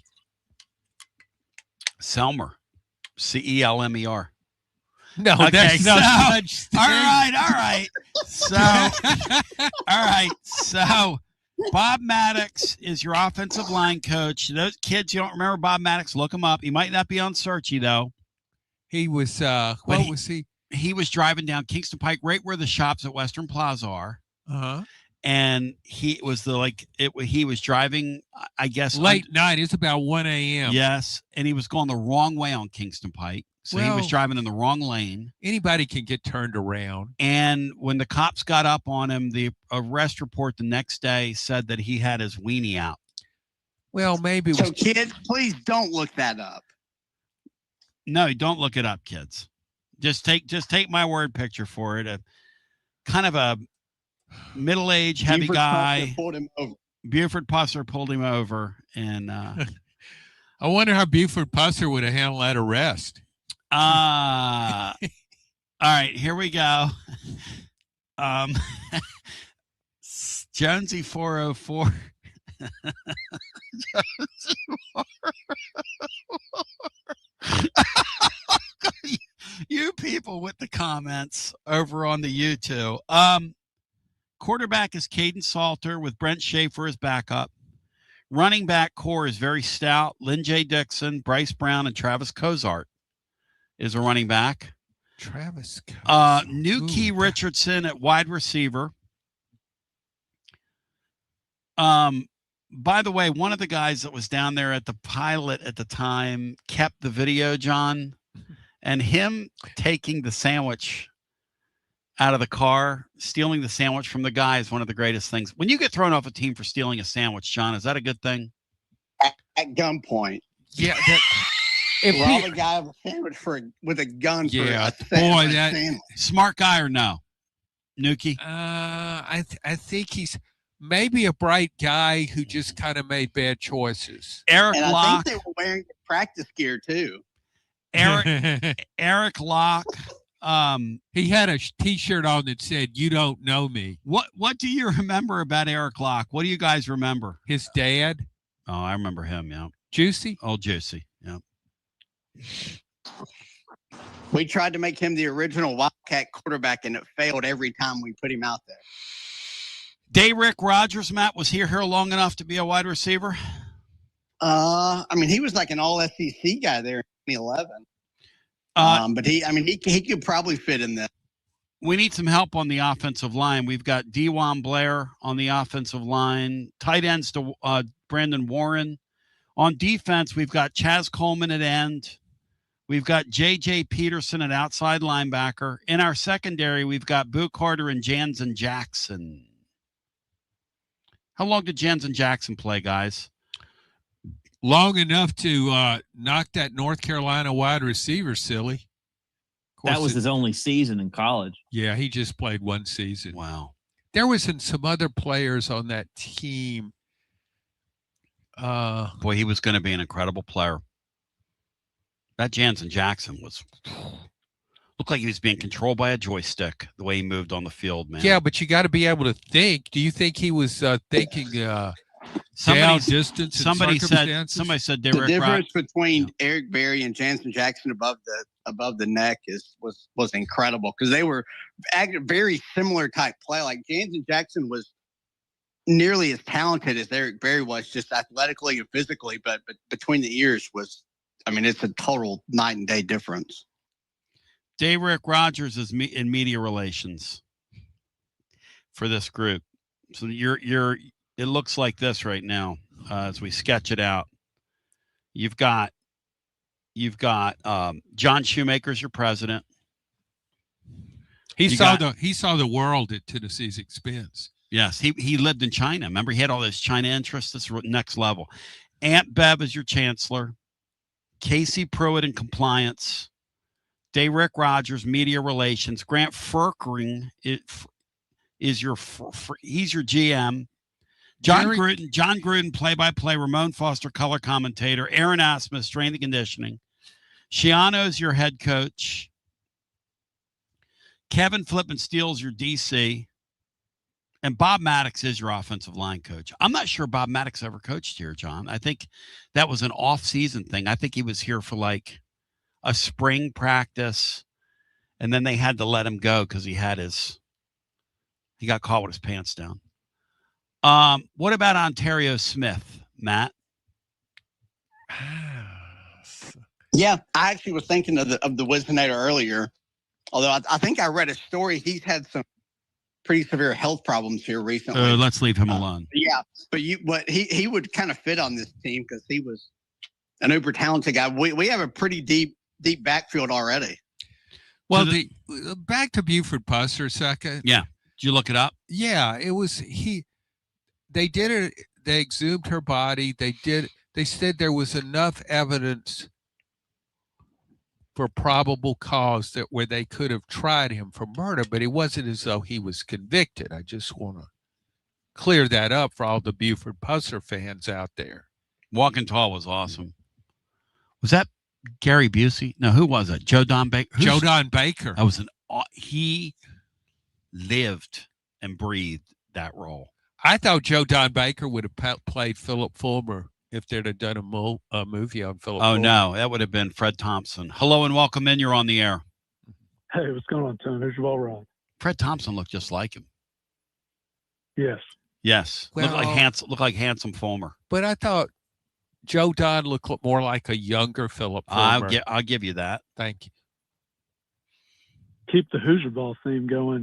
Taven Jackson. Y'all remember him? Trace Jackson Davis's little brother. Taven. That was our backup quarterback when we were really good in 22. Well, he's like third string. He's been a backup quarterback at multiple schools. Yeah. I think he was at UCF this past year. Yeah, he's still in. He was a back. Did he play? He played for them this year, didn't he? Yeah, he did. Yeah. He has a lot of weird Heupel / in my case, me, I guess, connections, although I've never met him. Tennessee, went back home to Indiana because he's from right outside Bloomington. And then he went to Central Florida to follow Heupel's old first job. So very strange. Think he could have got any run this year? Would he still have eligibility? If you can breathe in college football, you'll get run. No, I'm saying for the Vols on this team. Oh no, that freshman's a better player than he is. He wasn't very good. A family friend of ours had a grandson about his age or grandchild, and he went to Center Grove High School, and he would watch his games, and I was excited. I said, "Hey, that kid's coming to Tennessee. Is he good?" And he kind of went, he's okay. And if you're saying, he's okay, and that part of Indiana, he shouldn't be coming to Tennessee to play quarterback. So, yeah. Mm-hmm. The other one comes to mind is Lance Hurd, who maybe he can play for That's state a good next one. year if he don't work out at Kentucky. Lance Hurd is a pretty good – we can make him an offensive tackle because he played here like a rumor, John. What they thought they were getting. Until he got on the field. And then what he was, and he was only here for 5 minutes. He was here for 2 seasons, right, guys? 2 painful He made seasons. like third team All SEC. Left tackle. He was third team All SEC. Yeah, I got trouble putting Lance Hurd on that team. I'm Yeah, going to I guess erase that's it. fair, but he's overrated in the sense that, and yeah, I know I'm probably going to get killed for saying this, and I know John Adams will agree with me. I guess I'll rib him a bit. LSU, though not a ton better than Tennessee, is considered a better football program in the SEC pecking order than Tennessee. He then goes to Tennessee. He then goes to Kentucky and takes a huge step down, and he talks mad trash on the Vols all off season. Yes. And you know he's going to stink there. I guess he's going to have to go. Can't go to Vanderbilt. They're better in Kentucky now. Where's his next stop? State or what? That's the only thing lower. After a game, Jeremy Mincy did the same exact thing. Started at Florida, then went to Tennessee, forgot then about ended him. at Yes, Kentucky. Mincy. That's a very good one, Bri. I think Brian's Same exact path. because Hurd did play. Same exact path. You go 1, 2, and then Kentucky's the repository for all like the lost souls of the SEC, the lost, whatever you want to call those guys, the vagabond players. You notice how Kentucky gets all these quarterbacks, transfer quarterbacks, And which is a good idea. But they and what do you just don't- notice about them when they get up there? They're no good. They're never as good. Oh, as they're spent. They're just. I was nervous for a second when they started getting them Georgia transfers until I remembered, oh, wait, it's Kentucky and Kirby let them go. Yeah. So, yeah. Yeah. This is what is the saying that your head coach in football there has about and why he would never involve himself with this guy from Penn State? He's got some kind of saying about there's some kind of thing where he talks production over potential. There you go. Something of that nature. He wants people that have proven they can do it. Don't show me that you have all this ability. I want production. I want 24-year-old guys running around. It's been said 100 times, though. It's a smart thing. That Heupel, though, everyone said ad nauseum, get in the portal, get in the portal. He got the crown jewel in the portal. Yep. That's why I can't be mad at him. I'm not mad at Heupel Do you over guys, this. this might be kind of another show topic. I don't think this should happen because, if you're struggling with mental health, get help. I'm not making light of it at all. Do you think there will come a day where they have kind of a draft combine where they interview these young men to the way the draft does to make sure there's not air quote red flags? Or are they already doing that? And I think that's terrible to do to an 18-year-old kid, but they treat them like commodities and pay them so much money. Well, no, they spend less time with them. They're throwing more and more money at them than ever before, and they're spending less money with them than ever before. That spring basketball transfer window, I just can't get over that. How do you know who you got till you put them out there and put them together? You don't know who these kids are. You don't know how they're going to act to tough coaching. I mean, it's like a whole bunch of speed dating that's going on. There's no way, John, to slow the clock down in that deal. Football, same thing. This is off topic a bit, but did you notice that there's a track athlete who's transferring somewhere and he's going to play college football? Yes. So he could transfer in the spring. Mm-hmm. I wonder if that could become a thing. Sure it could. Could you transfer in another sport and say, I'm going to be on the basketball team. Mm-hmm. And then you get there and say, well, I think I'll walk off for football. I mean, why couldn't you do that? I think the Vols ought to have get a couple of defensive ends to replace this guy and like have him come in on the track team. Why wouldn't you do that? Shot putter, javelin. Why would you? Who's to say? And the kid just walks over and plays. Okay, yeah, it's so. Who are you to say what? Okay, how do you? I mean, can you prove he can't be a track athlete? Yeah, how would the NCAA say no? This isn't allowed. He can't go to. I don't see how they could say no, because if it ends up in court, they'll lose. If he says, I want to go out for track at Tennessee, even though he's maybe never thrown a javelin. I don't know. Interesting. Well, guys, great show topic. I enjoyed it. Thank you. Good talking to you. Who's your Vol, Ryan? If you want to get in, 865-200-5402. We have a couple of new additions as they're coming in fast and furious now. David Keith has been honorary honorary coach of our team when he's dressed like Coach Keith. Brady Hoke has now been named the team meteorologist, Matt. Derek Broadus is the Greek relations director on the there football we go. That's good. program. That's a good one. So that's really good. Joining on the staff now, Derek Rogers is now in media relations. He's going to do Spakoviak, and he's going to do the job that Jason Baum does. Jason Baum and Derek Rogers, they're the spinmeister up at UT. Jason Baum, the spinmeister. Casey Pruitt in compliance. Aunt Bev's your chancellor. This is the all Chaz Coleman organization from the top down. We're going to put together a basketball team at some time this summer as well. Painful as it's going to be for me, Donnie Tyndall's going to be the coach of that. How long was he here? Like 5 months? One season. But they hired him 10 but months all the maybe? stuff came out like around Thanksgiving or December, so he was a dead man walking the last 3 months he was here. Mm-hmm. Very next level. Very next level. Very funny guy. Yeah, a guy that really deserves a chance. Matt Sims, quarterback. Yeah. What an odd career. I mean, he was here at Tennessee for a while. Yeah. Hardly anybody remembers him. Yeah. But he hung around the NFL a while. He wasn't devoid of ability. No. Really weird career. Is he the guy that won the game at LSU and then ripped Fulmer on television? Who was that guy? No, that was Rick Clausen. Casey Clausen's brother, Rick.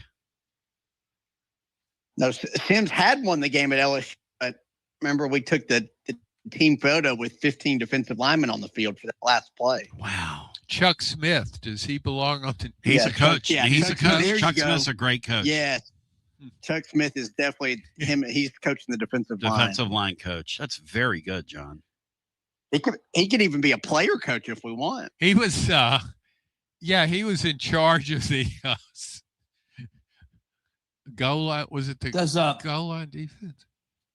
Sterling Hitton deserve a spot on this team, or do you think? Is there a No, role for Brian, him? these are for people that have only been here a short while, not people that have been here too long. Let's go back to the phones. 865-200-5402. Hello and welcome in. You're on the air. Yes, I think I can name that turn. All right. Down the field.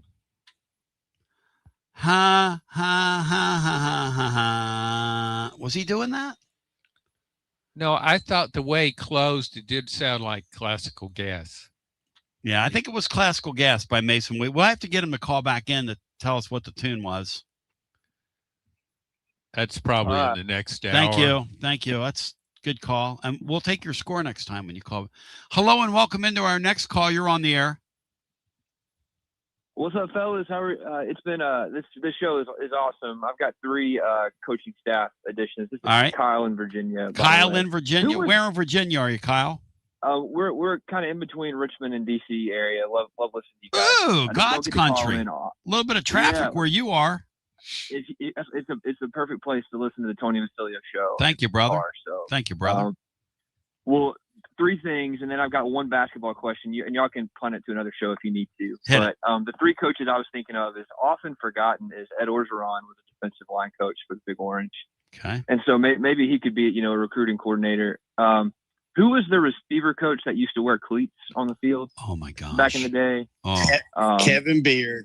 God, that's a great. I mean, we got to have him on Jennings is board. going to whip his ass on the practice field. Who was it, Matt, was going to whip him?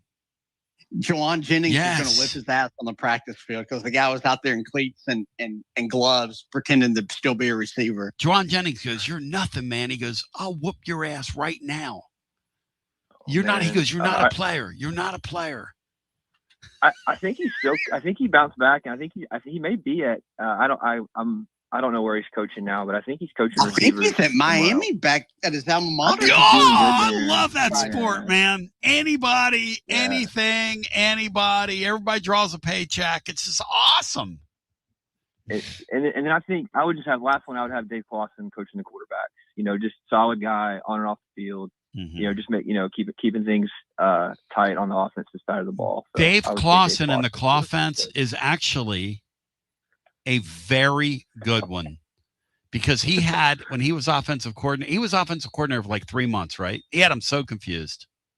Yeah, and he's a great ball coach. I hate that it didn't work out. He seems like a great dude too, and it just was a fit thing and a timing thing. Yeah. Because he did a great job at Wake. Oh, he's a great coach. He got stale there. No, you're exactly right. He's a great coach. He was to at the MAC. University of Richmond too for a while. That's where he came from. I've got another one for you. Jeremy Pruitt's hired for offensive coordinator who went to Western Kentucky. Helton. Oh, what the Helton? Tyler Helton. Yeah. Yeah. Oh man, and he's still coaching, doing a good job. Yeah, too. he's done a really nice job there. Yes, he has. Well, I'll leave y'all with this, and I know this is switching topics, so you can. But all right, Kentucky got Momcilovic. I just got. Yep. You may have already talked about it. Do y'all think that tilts the scale at all with them, or do you still think it's going to be struggle for Pope up there? I read earlier that it looked like a massive NIL deal, and what's crazy is, he was at Iowa State. Right. Iowa State beat Kentucky by 20 points. Right. In the NCAA tournament. And then he ends up going to play for the team that beat his team. It just goes to show how crazy the NIL world is when it really is all. And he's a great shooter, a great player. Awesome shooter. He's a historical shooter. It's just bizarre to see him leave a program that was so successful. Was great, one of the best coaches in the sport, in Otzelberger. Team means very little now. Yep. There's no connection with the team. And I'm not going to be a fake, man. I was wanting Tennessee to land the guard from Vanderbilt, put the super team together. Why do you think it didn't? Why didn't they get him? Ultimately, he didn't want to be that person that left. He's the he's the one guy. He's an exception. He's very much an exception. It sucks for Tennessee, but good for him that he. I agree, Matt. I mean, I hate it. Thinking about it, going to beat us twice, but good for him. He's a hell of a player. Yep. Hey, listen, I'm going to dig on that because I see where Tennessee's roster is now projected among the top 5 in the sport. It's taken these, whatever the word is, it's taken folks a while to pick up with the fact that, hey, these guys have a great collection of talent. But we're going to start hearing things here shortly about this group, and I look forward to downloading them through the summer with you. Awesome. Well, hey, appreciate you guys. Loving the show today. Have a great one. Thank you. Bye. Yeah, that kid can really shoot it. Kentucky, before they landed him, had what you would call a bubble type team. And I'll sharpen my pencil on that. He will absolutely flourish in their offense, though, Matt. And they'll run stuff for him. They'll get that kid shots. Yeah, it seems like a really, really good fit for him. Yep. And for what Pope does. Yep. Yeah, again, I don't know hardly any the rest of the roster. They basically flipped everything. I know they got was it Malachi Moreno, the big 7-footer freshman kid that was better than they expected. I think he came back. Yes. And he's a nice kind of building block. But besides those two, I don't know what all they have. And here's I think that guy's a good fit for Pope's offense, but you got to have 4 other guys out there to help you. Here is the truth about Kentucky. I want them to win 20 games and just be okay. Keep the guy up there. It'd be very amusing if the guy went on and won. They won't keep him. They won't keep him now. You know what it's like? It's like they have that brand it's like the Lady Vols in their sport. It's going to be good enough for Danny White when she does what he's going to do this year, which is win 20 and get in. Danny White's going to keep this lady because he just doesn't want to deal with it. He don't want to make a big splash hire. They don't want to spend money on it at Tennessee. I'm convinced of that. So they're going to keep her here. Whereas Kentucky's going to flush him like yesterday's news. It's the truth. Go back to the phones. If I were that guy, I would start looking around. Hello and welcome in. You're on the air. Tony, this is Mason. How are you doing? Hey, Mason. Welcome in. Yeah, so obviously me being a baseball guy, as I called in last week, I've been listening to the show today. Yep. And I can't help but I don't know the ins and outs of football, maybe not like a Randy from Altamont break it down scientifically, but let's make Nathan Peterman. Shout out Randy, who's got the Tennessee colored home. Let's make Nathan Peterman like our 4th or 5th string quarterback, and then let him transfer to a mid-level team and tear the passing game away. How about that? That's another. He's kind of in that Matt Sims role. Yes. He was about as bad as you could be in that Florida game in his first start. Yes. That whole Butch Jones and when he threw that bouquet. Florida turned that ball over twice. We've had 2 quarterbacks throw the bouquet. You guys help me out. Who was the other one, Matt, that did that? Like threw the bouquet back behind their back? There was one other guy that did that. I remember. You're being sacked, and you just take the ball and throw it over your shoulder. Eric Ainge. Eric Ainge. When he was a freshman, did right? The thing at the goal line against Bama. No, that was his second year. He did it. Well, he did it against LSU. Oh, yeah, that's LSU. right. Gitmo did the thing. 2 different quarterbacks ran out of bounds in the last play of the game before throwing a pass. I mean, we've had some pretty special quarterback play. Yeah, quarterback gaffes. Quarterback moments, some bad moments. It looked like with Gitmo, every guys, kind imaginable. It looked like he ran. Did he call his own number on an option, Matt? Is that what he did? And there was nobody out there to. Yeah, he called his own number on a run play. He went a QB sneak, I think, to the other side where everybody was pulling one way, and he went the other way, and it didn't work. Obviously. And then I want to download Mason on Nathan this. Peterman's first half implosion down there in the swamp in 2013 is one of the all-time, hilarious, frustrating, dark humor halves of football you'll ever see. Yeah, we had a pick 6 in that game. Yes. And somehow we were still getting the hell beat out of us at halftime. It's such a great call, Mason, who is our noted baseball expert, who predicted on here that the mid-majors were going to have the tournament of their lives. Now, Mason, did you ever think in a million years it would look like this? No, I didn't. And shout out to Little Rock Trojans. Obviously, I kind of talked about them coming from my conference. Yep. They went down there to Hattiesburg and pretty much steamrolled. They had I guess they won in the late innings in the first game, but made it look pretty easy. I can't speak too much on St. John's. I hadn't really seen them play much all year until the last couple of games, but obviously congrats to them. One of the teams, and this isn't a mid-major team, but I want to give a kudos, as you would say too, is West Virginia. This is the third year in a row of them making it to a super regional round, and I think this is the year that they punch through and make it to Omaha.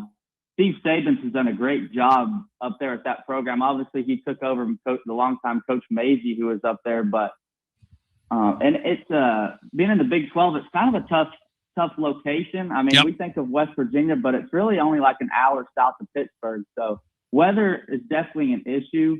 Obviously, they can recruit the Northeast better than maybe some of the other teams. But yes, and I think he's a name. Everyone's talking about Kevin Schnall going to South Carolina. I don't understand why his name hasn't been thrown around more for that job. He's done a phenomenal job at West Virginia. Matt, why doesn't that guy get more? And Randy Maisie before him, they've had that thing cooking, guys. By the way, when they sung "Take Me Home, Country Roads" in unison, that was a great moment for all of us. That was the best of all of us as sports fans. They had the kid who had his headphones on, who sounds like me singing, borderline tone deaf, that they were getting ready to interview. From New York. And he knew every freaking word really cool. To the song. I believe he's walked off Kentucky 2 seasons in a row. Go! On my Hall of Fame list. But yeah, that is the very best of all of us. And now it's going to be Trojan on Trojan crime, John, to get to the College World Series. And the USC Trojans are in there too. It was a pretty good weekend for the Trojans. Trojan on Trojan crime. Will your Trojans be able to handle the other Trojans? Mason. We'll see. I think that Little Rock, honestly, probably set up pitching wise, like I mentioned last time, them getting the national media they did with their kind of run they had there with LSU last year really was advertisement for their program. 2 straight their years. Pitching coach over there is a guy by the name of Evan Lee, who played at Arkansas, made it to the big league. They've done a great job kind of recruiting guys, kind of picking through and finding guys that have a trait, as you could say, that maybe didn't have success at wherever they're at. And they don't have any guys throwing 99, 100 miles an hour, but they got a bunch of guys, in the low 90s that can really pitch and probably are good enough to pitch at the Power 4 level. It just didn't work out for some reason.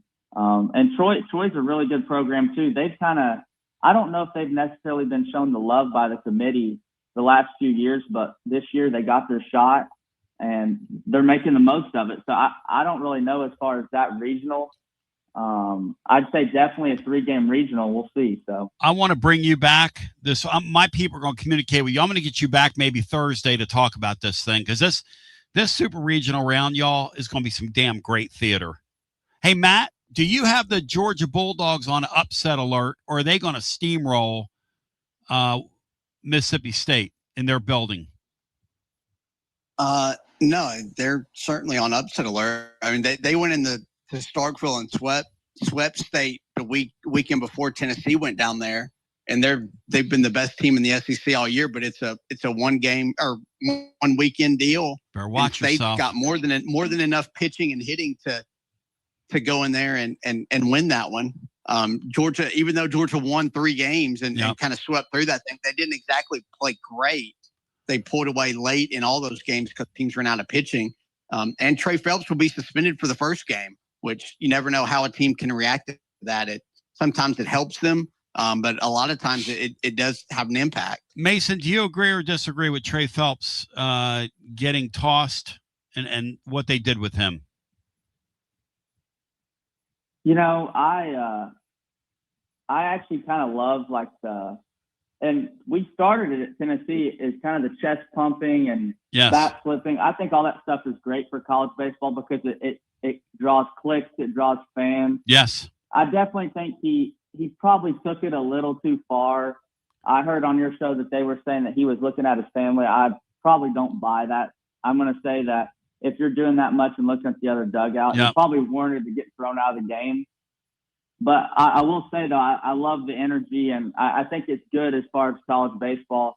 And to what Matt just mentioned, they were kind of doing I don't know if you call it a sacrifice or a tribute, hanging his jersey up in the dugout. I don't think that will bother them a bit. Actually, I think it might fire him up a little bit to play. And Wes Johnson's a guy who loves for his team to play with fire. Obviously, he's pretty hot over there most of the time in the dugout. So I think that'll be interesting. But I think Georgia comes out on top in that one. I think the bats are too good. So. Thank you for contributing to the show here, and we'll get you back, man. Thank you, brother. That's my boy Mason, who comes from the Gibbs community. What's Mason's last name, Bri? And where'd he play? He played at Gibbs. He played at the Southern Indiana. Yep. I don't remember I don't remember his last name. Mason Young is the Tulsa World. Mason, guy. Yeah, Mason. Mason. Forgive me. Is it Mason Rudolph? Mason Crosby. Mason Crosby. No.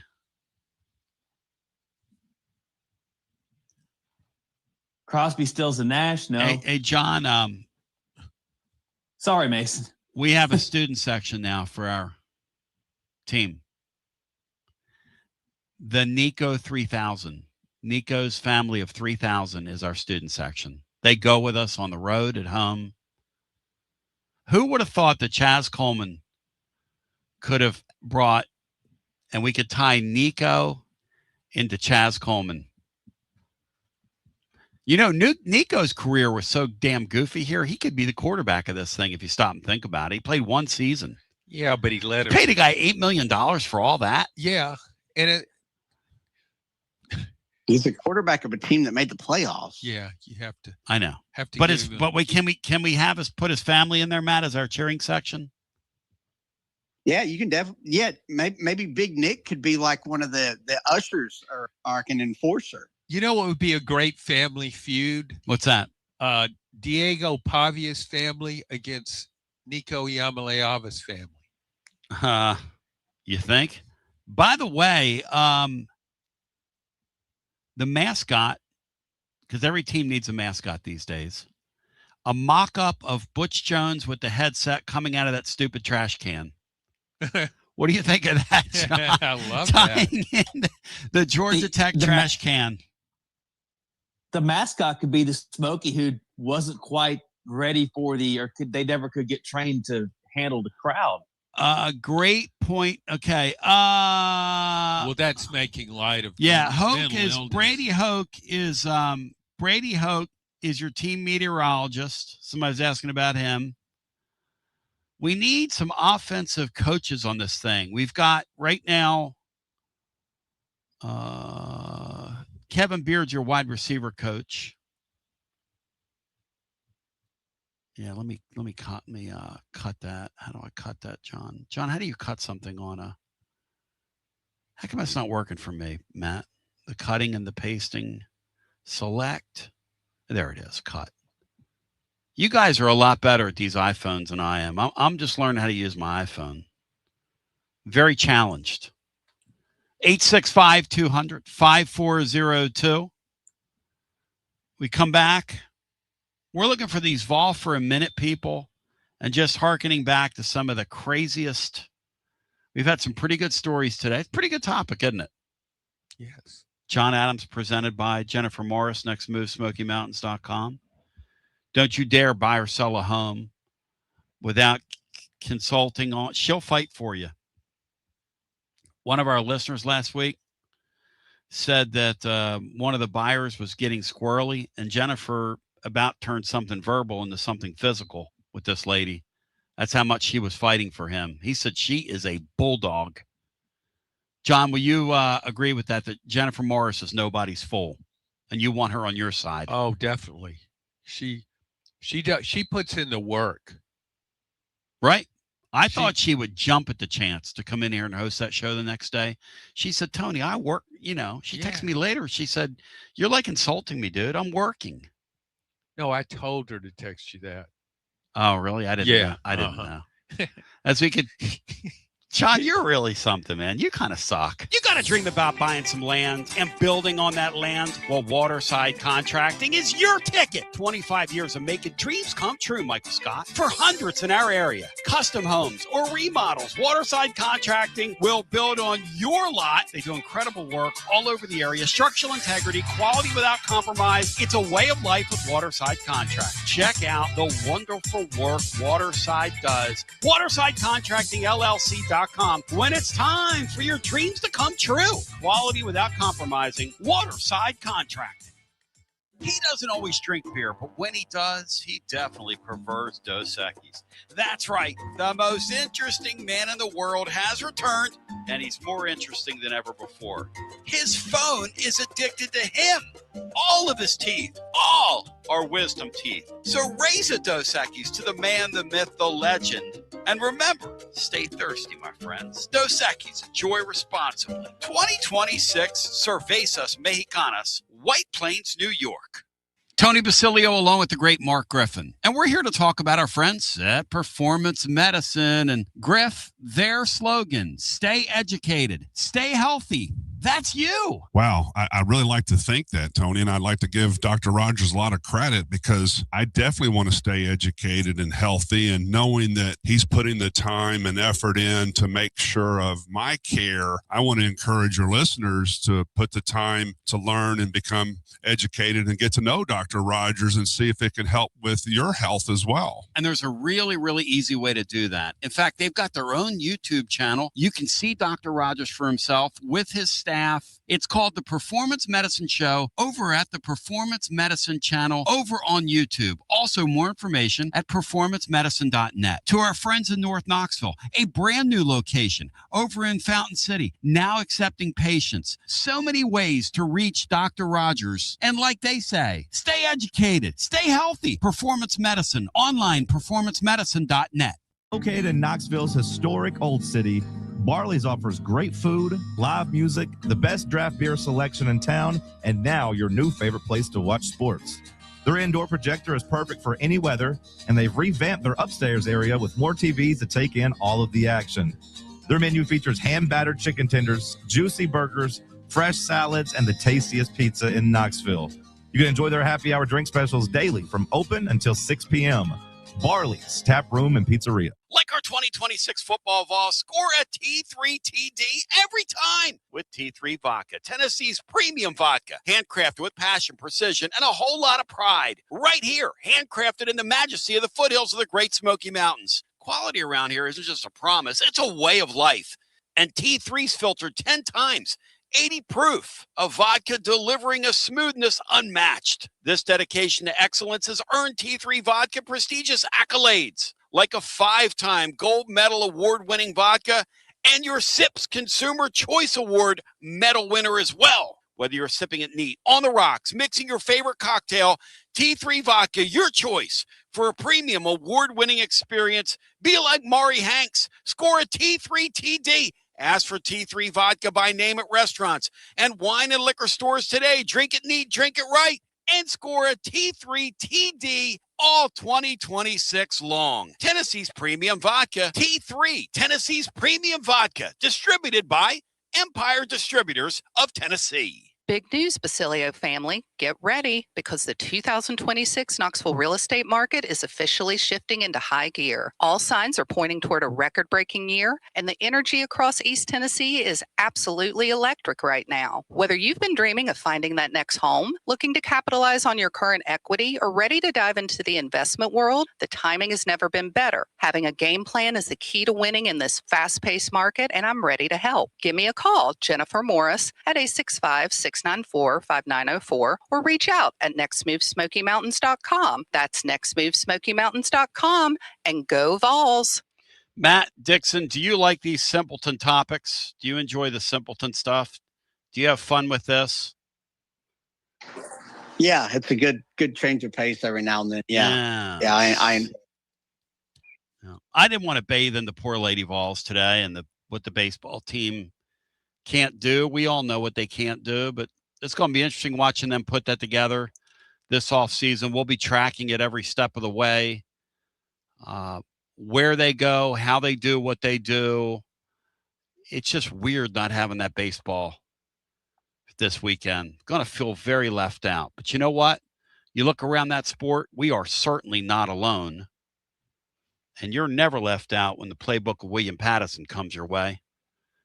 I mean, you are never, and I mean ever, left out when he's breaking it down scientifically. So let's go ahead. Ladies and gentlemen, I turn it over now to the playbook with the great William Pattison. We'll stay here and continue on with our fun and frivolity on this side of things. Ladies and germs, the playbook with William Pattison. Here you go. You're listening to FM 105.7 and AM 1340, WKGN Knoxville, and W289CU Knoxville, Fan Run Radio. There you go.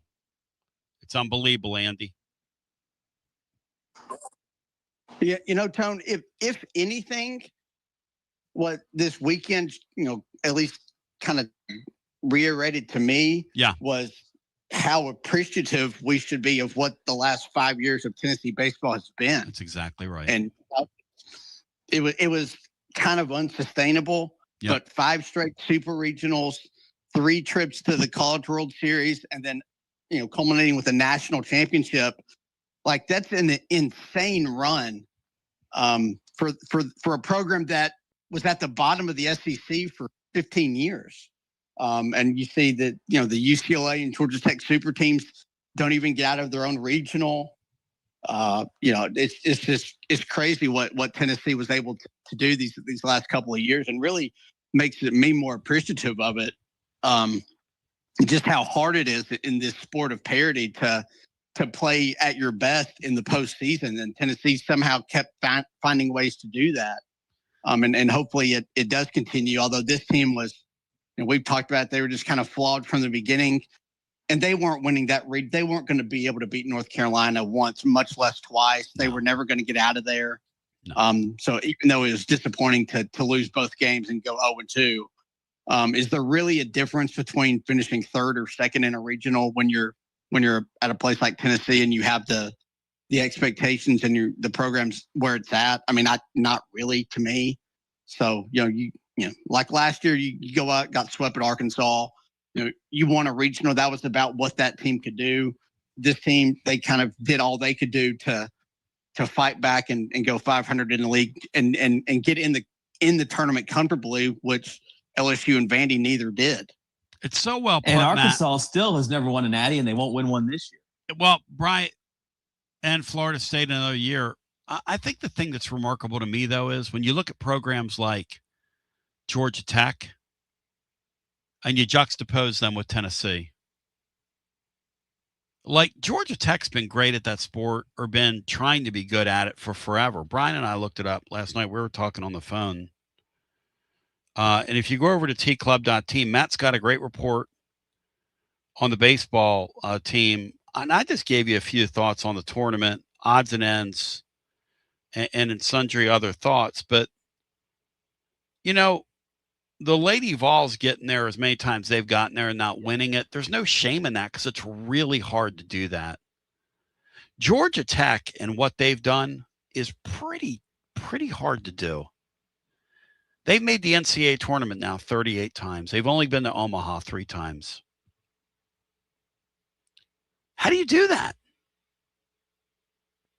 East Carolina's been 36 times, and they've never been to Omaha once. But wait a second. No, wait a second. East Carolina and Georgia Tech, one's in the ACC, which is a league that has tons of teams that go to the Virginias of the world, the North Carolinas, the NC States of the world.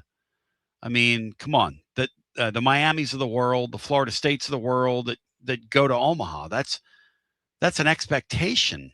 38 Matt, they haven't won a super since 2006, Matt. Yeah, they haven't. I think it was they haven't even been to a super since then. Yes. They've gone 20 years without making a super regional. Yes. And Tony Vitello did it how many years in a row, Matt? He did it 5 years in a row. And Brian reminded me last night that Tennessee had that Georgia Tech had a 4-0 lead in a game 6 on the Vols, could have pushed them to game 7 the next day, and they blew the lead in late innings. And that was the night that Honcho hit the ball over the outfield's head and gave him the up yours sign. Yeah. Yes. So how they've done that. Back in 2022, they were leading us 4-0. Tennessee scored 6 runs in the 9th to come back and win 9-6 on them. And that's what they are. Yesterday, Matt, when Oklahoma showed they were not going away after getting up, Oklahoma's down 8-2 on Sunday. When Oklahoma showed them they were not going away, everybody in that stadium knew exactly what was coming, Matt. And that's where being at home. They jumped out to a lead yesterday, too. And then their bats went totally cold. And that young coach they have, who I think is a really good coach. He got swallowed. But he played at Florida State, who is in the same boat as Georgia Tech. Yeah. He had no answer, and there was nothing he could say or do to help his team. And that had to be the most helpless feeling in the world that he had, because he knew what was coming. When their bats went cold, he knew they didn't have the pitching to hold them off. And when it went to extras, they were just begging Oklahoma to beat them. So they were just begging to beat them. Just begging them. Oklahoma team is not very good at all. But awful. Like I told you before, yeah, any SEC team that makes the tournament is good enough to get to Omaha because they're so battle tested. That's a perfect. Oklahoma kind of proved that. Kentucky almost did it too. No argument. Unfortunately. How many SEC teams are still alive, guys? I think it's 7. 7. There's 7. What's the next best league, Bri? No other conference has more than 2 teams left. Sugar. The Big 12 has 2. The Big 10 has 2, but I don't really count Oregon and USC as Big 10, and the ACC just has 1. And there was nothing fluky about UCLA getting beaten. I'll give Matt a lot of credit. Matt said this UCLA team's been leaking oil for a month, and he was exactly right. And shout out to Paulie Joe, his school, Bri, Cal Poly. Shout out to Cal Poly. Cal Poly.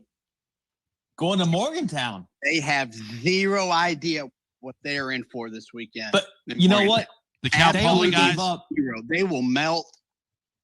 West Virginia will probably sweep that. No offense to Cal Poly, but the culture shock they're going to have will stun that team. Will he wear the suit? Out, though. Their pitching staff, I think, only gave up 5 runs in 3 games. Brian, will Cal Poly wear the suit up there? That's the question. Let's go to the Cal Poly like MIT? Is that a school like MIT? So you've got Georgia Tech is a total choke artist. How in the world do you only have 3 trips to Omaha? How have you not made? Okay, since they've been to the regional something like 12 times this round, they just got beat in since 2006 and haven't gotten out of it. And then there's Florida State. Both these teams say to Tennessee basketball's tradition, hold my Dos Equis, because I got something for you. Florida State, 63 trips now. 24 appearances in Omaha, 0 national titles. They've been in that championship series. They're a 3-time runner-up. Been to that championship game. I guess that they've changed the format, but they've been to the They're a 3-time runner-up. 1970, USC beat them. 1986, Zona beat them. And 99, that incredible Miami team beat them. But we'll go back to our phones. Pretty amazing. Hello and welcome in. You're on the air.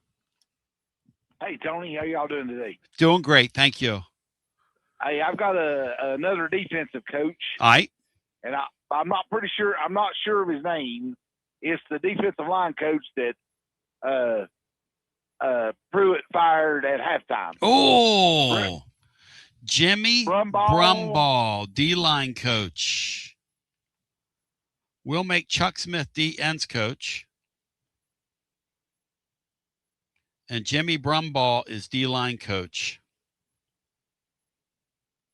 Jimmy Brumball. And what was the story on that? What game was that? Do you all remember, Matt? Matt, you remember this.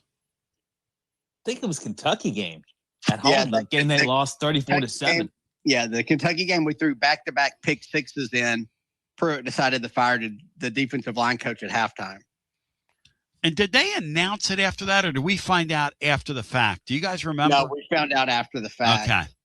But he fired the guy at halftime. Wow. And then I've got another. There was a player out of Memphis that couldn't get eligible for like 5 years in a row. But I can't remember his name. Do you remember that? I think every year they announced him in our no, he was from Louisiana. That for some reason that kid, I want to say that kid's name was Williams. That was at the beginning Gerald of Williams. Gerald Williams and Edric Lawson. But Williams at least made it to campus eventually. I don't think Edric Lawson ever did. Edric Lawson. Wow, man. How do you remember that? Very good, man. Those are 2 great ones. Yeah, that's all I got. Y'all have a nice day. Thank you, my brother. Let's get our next call in. Hello and welcome. We're making our all Chaz Coleman team, which is We Hardly Knew Ye. We got some good ones on here. We even have a president, a chancellor. We have a compliance director. We have a media relations director. We have a general manager, a play-by-play guy, a color commentator, strength and conditioning coach. We have a head coach. We have an offensive coordinator, defensive coordinator, a defensive ends coach. We have a defensive line coach now. We have an offensive line coach. We have a wide receivers coach. We have an honorary coach in David Keith. We have Brady Hoke as your team meteorologist. We have even a designated student section, the Nico 3000. The mascot is Butch in the trash can. Favorite thing, Matt, about the trash can was, as insane as Butch Jones was about all these little majoring in the minors, they brought out a piece of Tupperware. It looked like something they spent 5 minutes on, Matt. Yeah, put whatever team 119, 121, whatever it was on the side of it, and had some poor student manager hold that thing up on key downs. Unreal. 640 Pothole said those. Meanwhile, Georgia Tech literally ran for 500 yards on us that night and lost. Somehow still found a way to lose. The businesses in Omaha are begging for West Virginia Tech over Poli's University. Bri, do you buy that? What's the place where you do the shots, Matt? And will the people in West Virginia break the record if they get there, Matt? Rocco's. Rocco's. They won't break the record, but they will easily win it this year when they get there. Hello and welcome in. You're on the air. Hey guys, Josh, your boy. Wingo, what's up, man? Has anybody mentioned Colton Hood? No, that's a good one. Refresh our memory on Colton Hood. Yeah, he was a transfer from Colorado, played just this one season at Tennessee. Colton Hood. Cornerback for Tennessee. No, he was a good player, though. Oh, you're talking about troubled players, aren't you? Yeah, well, just guys that are in a comical level. Yeah, Colton Hood's going to be a pro. I was wondering if there's somebody Well, else. I don't have any. By the way, You're fine. You're fine. What do you think of the baseball, man? I love it. I love the baseball tournament. It's really entertaining, and like a lot of people said, I think it's overtaken March Madness because you see less upsets now with the NIL and transfer portal for March Madness. And with baseball, it really hasn't changed because a lot of these teams like UCLA got beat, Georgia Tech. It's much more funner than March Madness, in my opinion. It's become I'm so glad. This is another thing that I'm forever indebted to Tony Vitello for. He made that sport real to me and thousands of other Vol fans that we can now enjoy the tournament, Matt. Whether or not we're great, whether or not we ever get to that level again, I now have a terrific appreciation for that sport because of what he did. And I'm glad, Matt, you said what you said about the run we just went on, because I don't know if we'll ever see that again. I'm not sure if Alabama fans in football will ever see the run Saban put them through. I mean, that was special. You got to call out special things, right?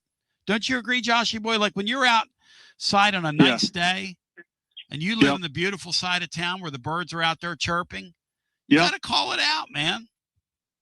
For sure. Yep. Hey, Dixie, how excited were you when Kentucky thought they had that West Virginia Regional one? Then so funny. West Virginia beat them 2 straight games in a row.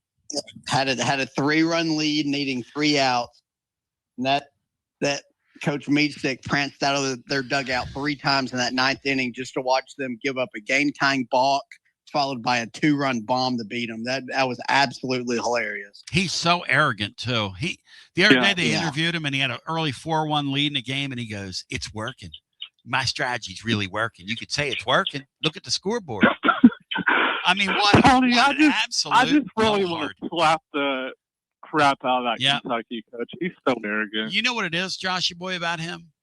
What's that? He's Italian. And you're so sick of me at this point, you're ready to slap the absolute hell out of me. No, I love you. Let's call this thing what it is, Joshy boy. I got one thing out the door. Well, Joshua, I hope you get fixed for that. Sounds like you're having allergies. Brian, it is going around. It's allergy season. Hello and welcome in. You are like Bob Cox back in the 90s. Hello and welcome in. You're on the air. Hey Tony, I got 2 positions. All right. You've already mentioned this guy first, but I have a different position for him. I think Chuck Smith should be our avoiding romantic interludes liaison or quality control, whatever you want to call it. Yeah, I'll put him at quality control. Yep. That governs the team, making sure guys are avoiding romantic interludes. Okay. I don't know if you guys remember that story or not. I don't. But he told. But yeah, that is. He told. I he love told Chuck, he went a whole season in the NFL without bow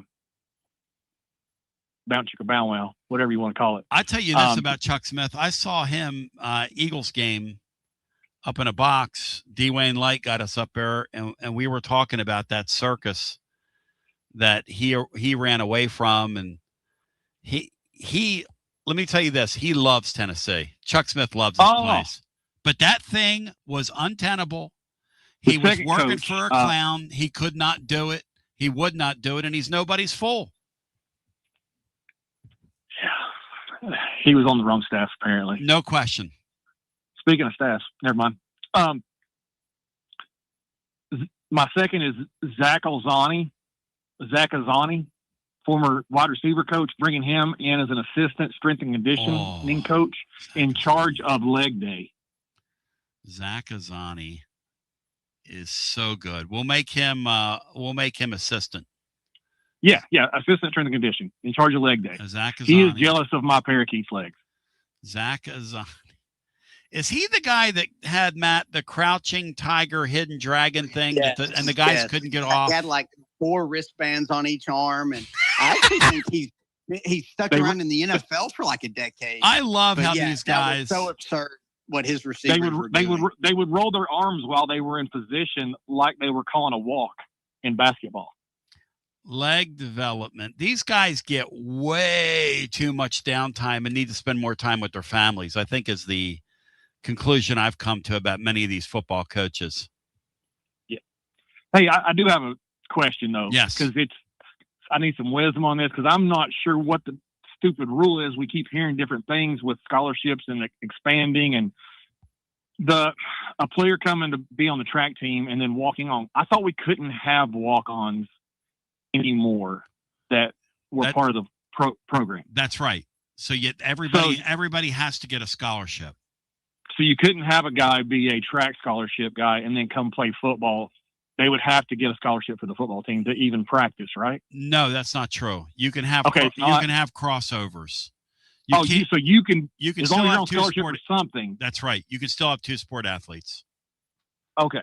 Because you can't inhibit somebody from competing in multiple sports if they want to, and you can only have one scholarship, Rusty. I mean, you can okay. So once that's spoken for, and see, somebody's figured out an ingenious way to have a workaround.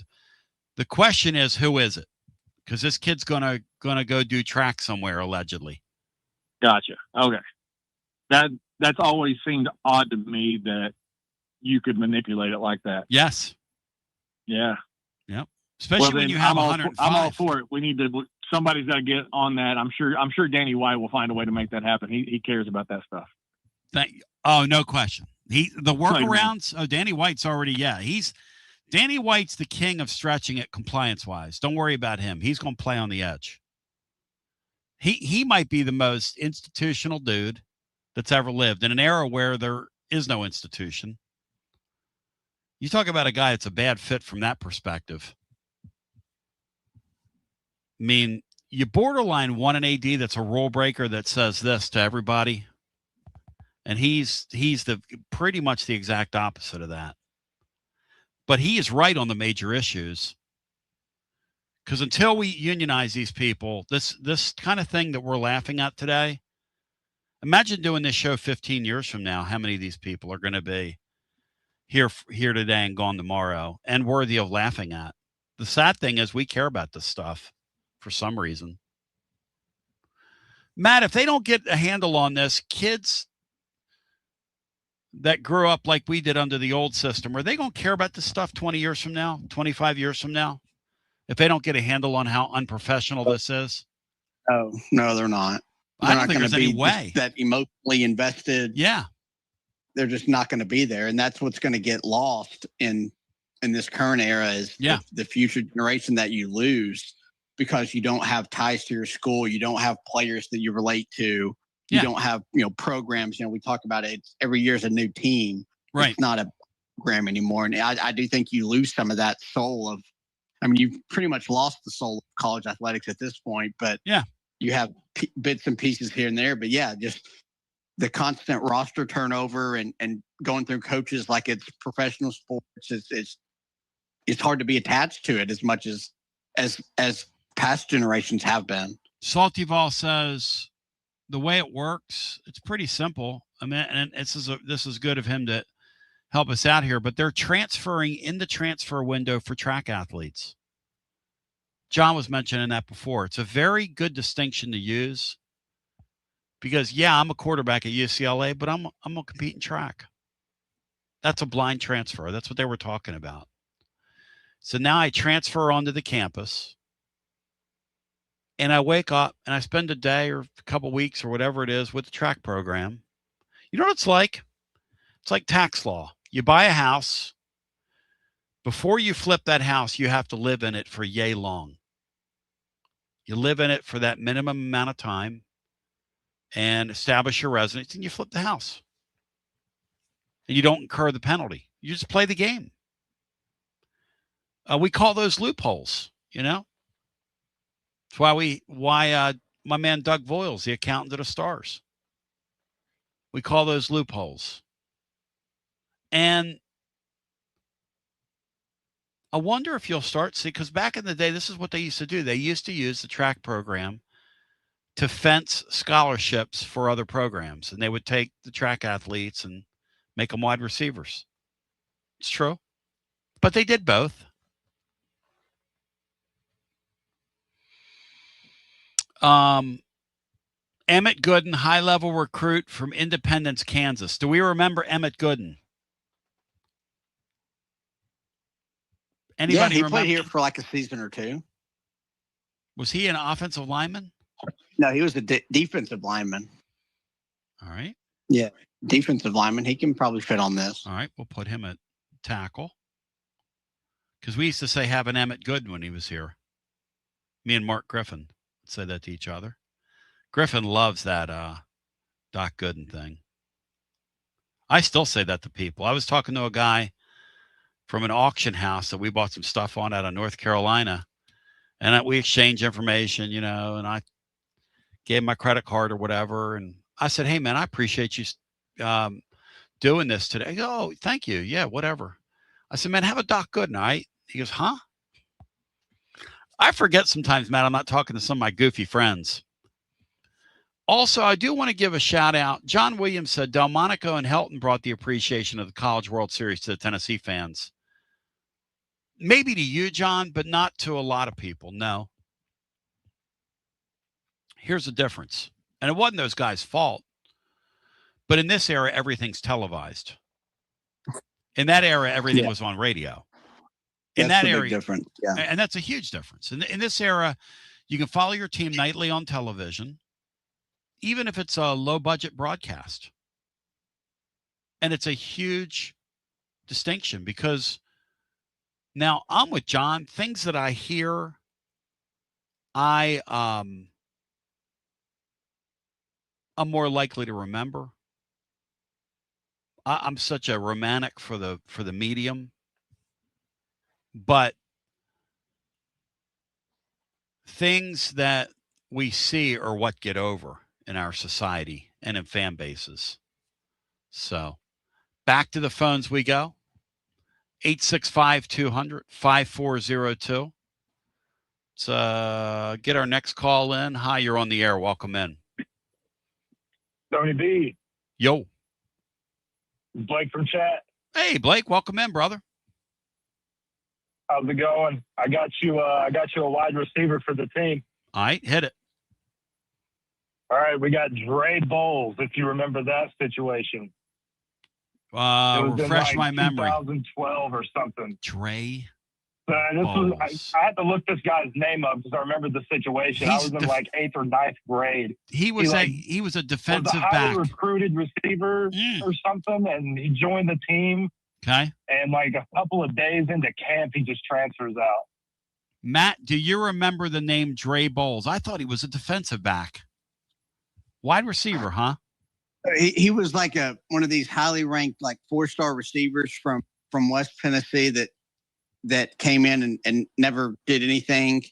I think he was somehow involved in that A.J. Johnson deal in a way. But yeah, he transferred out pretty quickly after that. I don't remember that.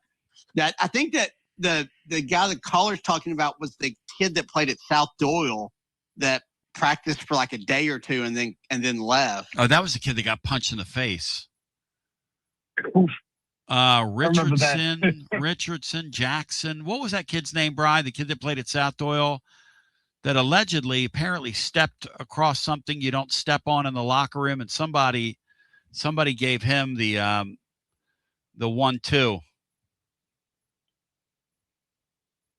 I'm drawing a blank. Yeah, I'm drawing a blank too. I remember the story. I forget the kid's name. I know where he was from, South Knoxville somewhere, but I just forget the name. Somebody punched him. I don't know. Jeremy Banks, the same thing happened to him, I guess, similar. Yeah. Years later. Banks is on the team. Yep. We've got to put the Kiffin somewhere. Like, we could stick them in the ethics department, maybe. Kiffin? Let's see. What do we have? What do we have Kiffin doing? Well, I don't have Kiffin doing anything. Let's put him over ethics. That's a good idea. Mm. He will be Lane Kiffin, handles ethics. Lonnie can be his assistant. I like how Monty held on and took the check and then went with Lane to USC. Yep. That was beautiful, wasn't it, Matt? Held on just long enough. Monty Kiffin will be ethics coordinator. It's so stupid. Isn't I like it stupid, this segment man? a lot. It was a great idea. It's so stupid, isn't it? I mean, look, if this Gives you a good laugh. If this Chaz Coleman guy is going to flame out, which he probably is, let's laugh at it. May as well. Might as well. What good's he gonna do to be upset about it? You know. No, that's exactly right. I'm going to start laughing at it. Yeah. Thank you, my friend. Have a good one. Good talking to you. You have a Dwight Gooden yourself. Speaking of which, Jay Abernathy, Matt, just hit the transfer portal. Your level of surprise? I mean, not surprised. Right. Probably could use a restart or reset somewhere. Maybe go down a little bit. Yep. Yeah, because I mean, obviously they had some high hope and high expectations of him this year that he just didn't live up to, unfortunately. Would be a guy that would be one of the ones that you would welcome back. But yeah, I'm probably kind of like Braden Krenzel, just not to that extent, but probably needs a reset for both parties is probably best. I am disappointed with this news. Freshman catcher Cash Williams just announced that he is transferring. I really would like to keep a player named Cash. What are you hearing about Cash Williams, Matt? Are you surprised? The Cash is cashing in his chips. I mean, you've got to. There's so many. Taylor kind of talked about it. You already have probably an extra catcher than you need. Yep. And he was the guy that was never factoring in this year. Yep.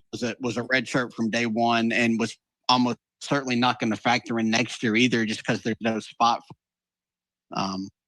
As long as you keep Grinlinger, and at least one of the other two between Levi Clark and Stone, this is not really a loss, I don't think. AKA Dinga Linger. Dinga Linger. As we continue. By the way, we'll take a brief timeout, come back. We get a couple more calls in and get out of here. We hang out with you on a Tuesday. John Adams has left the building. Leo here with the great Chad Stockton of FC Alliance. And Chad, I can hear it in the background, brother. It's World Cup season, and you guys are in the middle of it. Talk to me. We are excited. Our U9 through U12 trials just kicked off today for our locations in Knoxville and in Johnson City. So we're ready to offer any player top-level competition, top-level training anywhere they want to be in Northeast Tennessee. In our programs, we offer competitive play for anywhere from 9-year-olds to 19-year-olds. We've got two locations. Our location in Knoxville is kind of our home base, and our location up in Johnson City in the Tri-Cities area is our FC Alliance North. Both locations are growing tremendously, and we're excited about what the future holds here at both locations. Growing the beautiful game in the season of the World Cup. Chad Stockton, how can folks get more information? Go to our website, FC Alliance or FCAllianceNorth.org. And both locations, we're happy to serve the beginning player or the more experienced player, because what we will promise is the top-level training and top-level leagues that we can play in for all of our players. Growing the beautiful game in Knoxville and now also in the Tri-Cities. FC Alliance. Thank you, Chad Stockton. Thanks, buddy. Out-of-town law firms have been swarming into East Tennessee lately. From Memphis, Chattanooga, and Birmingham, they've stormed into the area. Wouldn't you rather do business with a local firm? You know, a true neighbor. Marcos Garza and the pros at the Garza Law Firm are just that. There are neighbors and friends that support local causes year-round. The Garza Law Firm works to serve you professionally on criminal matters, injuries and accident matters, and Social Security and disability filings. The Garza Law Firm is here for you at garzalaw.com. The Garza Law Firm. Let us help. School is out, so let's kick off summer with your Knoxville Smokies. This week is a huge week for your Smokies. He's back. It's the king himself. It's Elvis night on Thursday. Get your herd together because it's Chick-fil-A night on Friday with post-game fireworks. Live wrestling and fireworks for wrestling night on Saturday and Sunday. It's our kids' summer kickoff. Yes, it's June 7th. 6-7. It's jam-packed, so get your tickets now at SmokiesBaseball.com. It's always magnificent. Mondays on the Basilio Show, presented by our friends at Fleet Tire. I-275 exit 1B at East Woodland Avenue in Knoxville. Fleet Tire, I-275 exit 1B at East Woodland Avenue in Knoxville. And now, back to B. TB, back with you. B is me. Somebody asked a commercial during overtime. Actually, that was a remnant of what was left over from the end of the last hour, but I got it in, and here's why: because this isn't sponsored, and I don't do things for my health. I'm called a professional. So somebody was like, commercial during overtime? Yeah, I called. This is a commercial enterprise. We're working for a living here. Hate to insult you. By the way, we are adding a sponsor in July. And we're fired up, focused, and prepared for that. And you should be as well. Because we're pumped. And if we're pumped, you're pumped. And if you're pumped, we're pumped. But we're back with you at 865-200-5402. If you want to hunt mix and mix hunt with us. What's the weather like outside today, bro? I haven't even been outside. Hot, warm, cold? What is it? It's gorgeous. It's gorgeous. A perfect day. Perfect day. Really? I don't think the humidity's that bad. Get outside. 77 degrees. Yep. Not a cloud around. If you can't get through today, get your submissions to me because I'm not going to last long here. Hello and welcome Looks in. like You're Palm on the air. Springs. God. Hello and welcome in. You're on the air. Hey, Tony. Yeah. Back in Mascot. Hey, welcome in, my brother. Good to talk to you in beautiful Mascot. Hey, man, yeah, I don't know if anybody gave a running back yet, but I was going to say Lynn J. Dixon.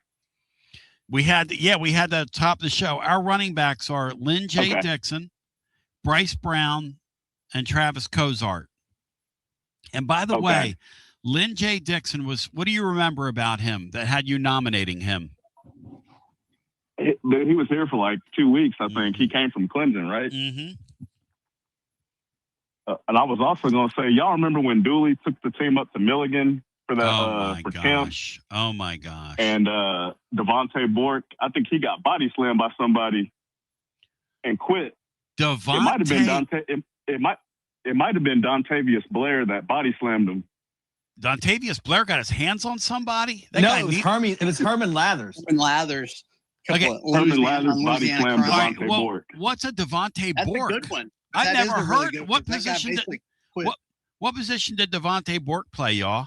He was a running back from Louisiana that was supposed to be really good. I'm he gonna was put sort that of down touted here. coming in.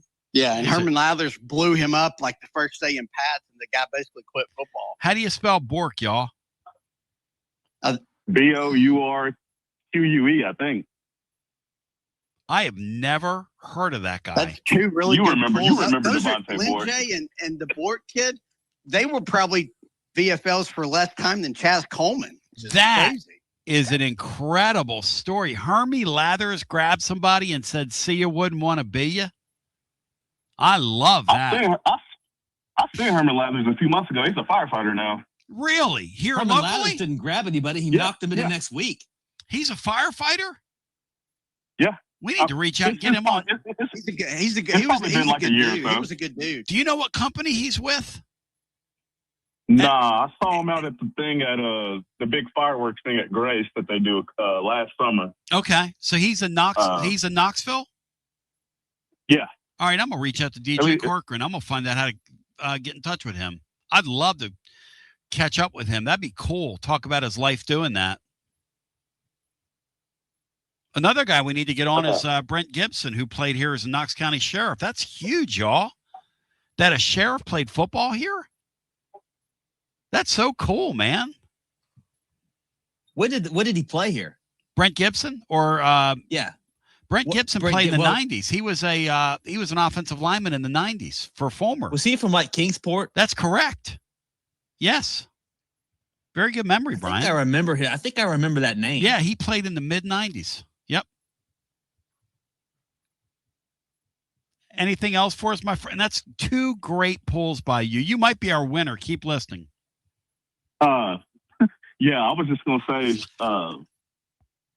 I think that y'all brought up Saban's run at Bama, Vitello's run Mm-hmm. here in baseball, Dabo's run at Clemson, Oklahoma softball. Like, all that stuff's gone now, I think. Like, that, none of that's going to happen anymore in any of these sports. Oh, wow. Well, they call them runs for a reason. But that's a really good point, Matt. Are runs going to happen in any of these sports now that money rules the day? It's a really great – it dovetails with what I'm going to talk with Watson Brown tomorrow, because I'm going to bring up the 80 teams that have made the playoffs in the last 14 years, allegedly, or would have made it in the 2014 playoff, and say how many of them are really competing for a playoff spot. And we're going to go through them, and we're going to eliminate some, and we're going to say, okay, now who are we not thinking of that needs to join this list? Because that's the new reality we're in that you're talking about. The new reality is you can sit here with Chris Burke, and they can break it down scientifically, and these teams are going to play in all these sports, and they're going to be upsets all over the place. You're exactly right. Well, it's like how many Christian Moores, Blake Burks, yep, Drew Gilberts, Jordan Becks. It's like guys that are going to stay at one school for 3 years. Like, how many more of those guys are you going to see? You're seeing it right now. This Abernathy guy needs another year here, but I'm sure his feelings are hurt. I'm sure everybody else is to blame for what happened here, which is your point. So, yep. Great That's all I got. Yeah, great talking to you. Yep. New Keith Richardson is in charge of refreshments, Matt, on the team. Jonesy 404 says, well, Texas softball's on a run. I mean, maybe. Yeah, that's right. If they win 2 in a row here, they're on a run.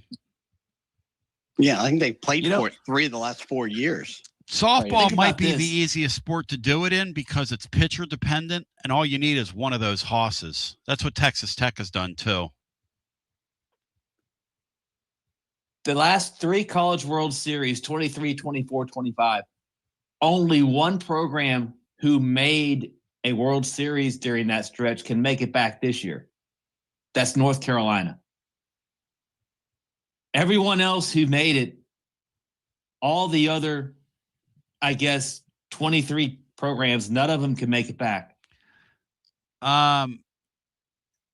VFL 2019 said, boy, you Italians are really defensive.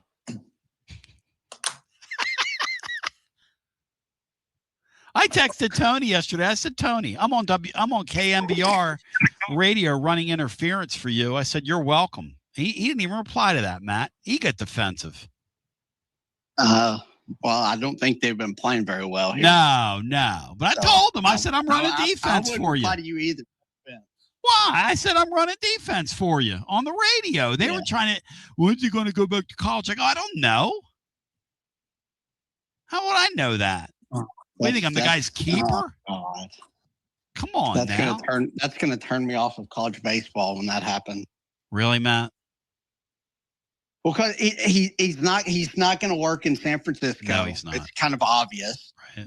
It's just where's he going to land?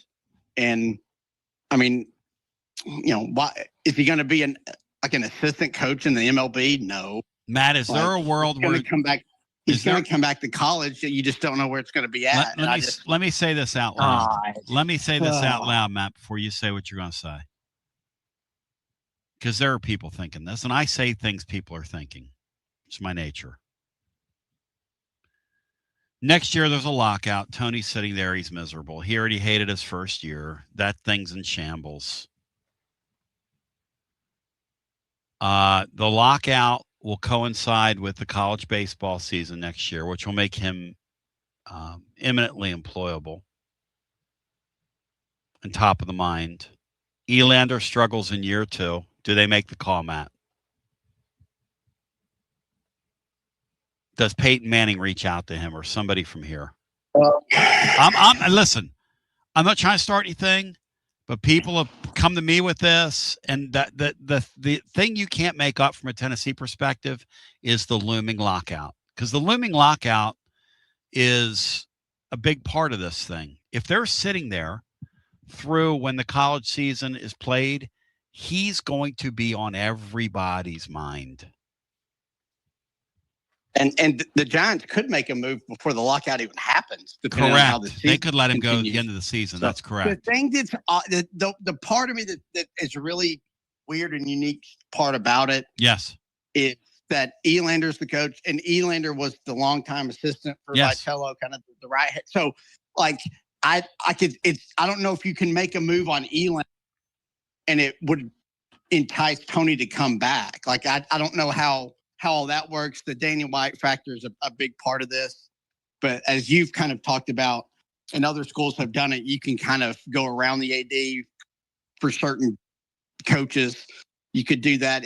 It would to me, it would almost have to be that Elander would almost want Tony back, which I don't know whether he would be open to that or not.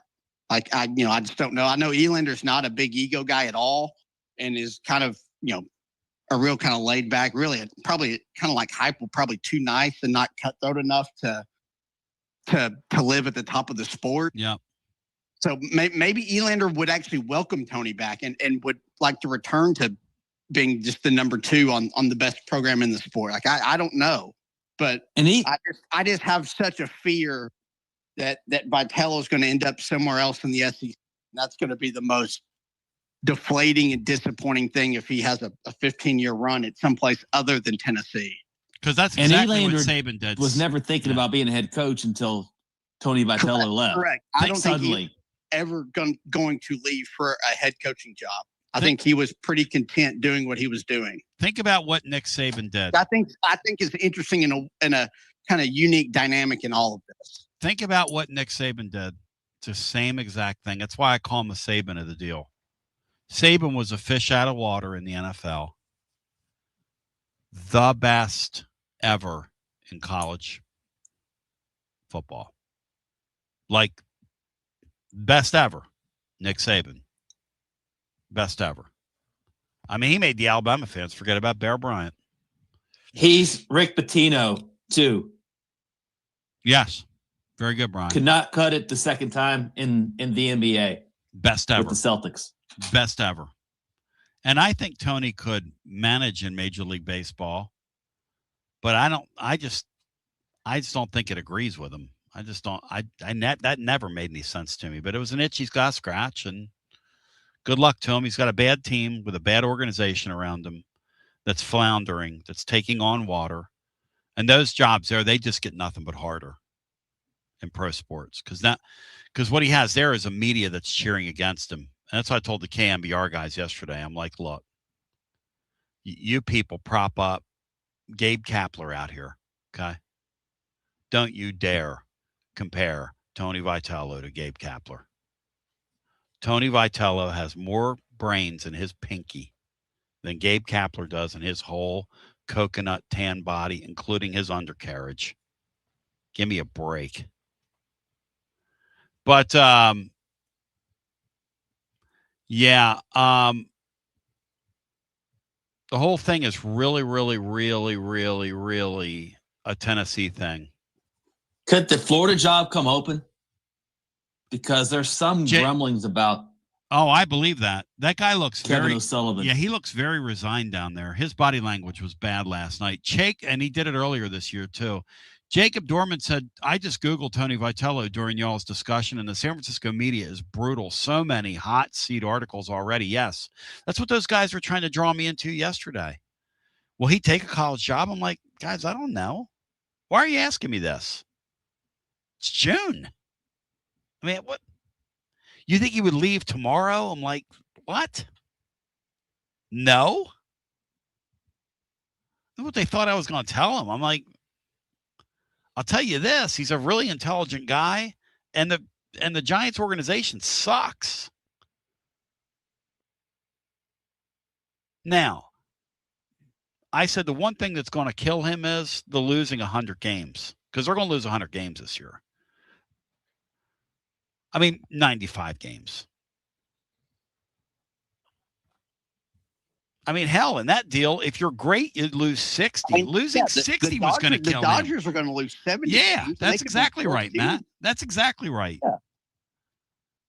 But it's the, it's, I don't know. It was a perfect storm here. Buster Posey met him, fell in love with him. They wanted to try something different. This guy didn't have a good relationship with his AD, who literally never even told him good job. I mean, I don't want to retry that, but it is what it is. Danny White didn't even tell him good game. No, he didn't even tell him. He didn't even tell him congratulations when he won the world championship. Yeah. It's truth. It's who Danny White is. Danny's better than everybody. Tony can't stand people like Danny. And Tony took that as a personal slight. So we'll go back to our phones. And look, if you're a college coach and somebody offers you that job, you got to take it.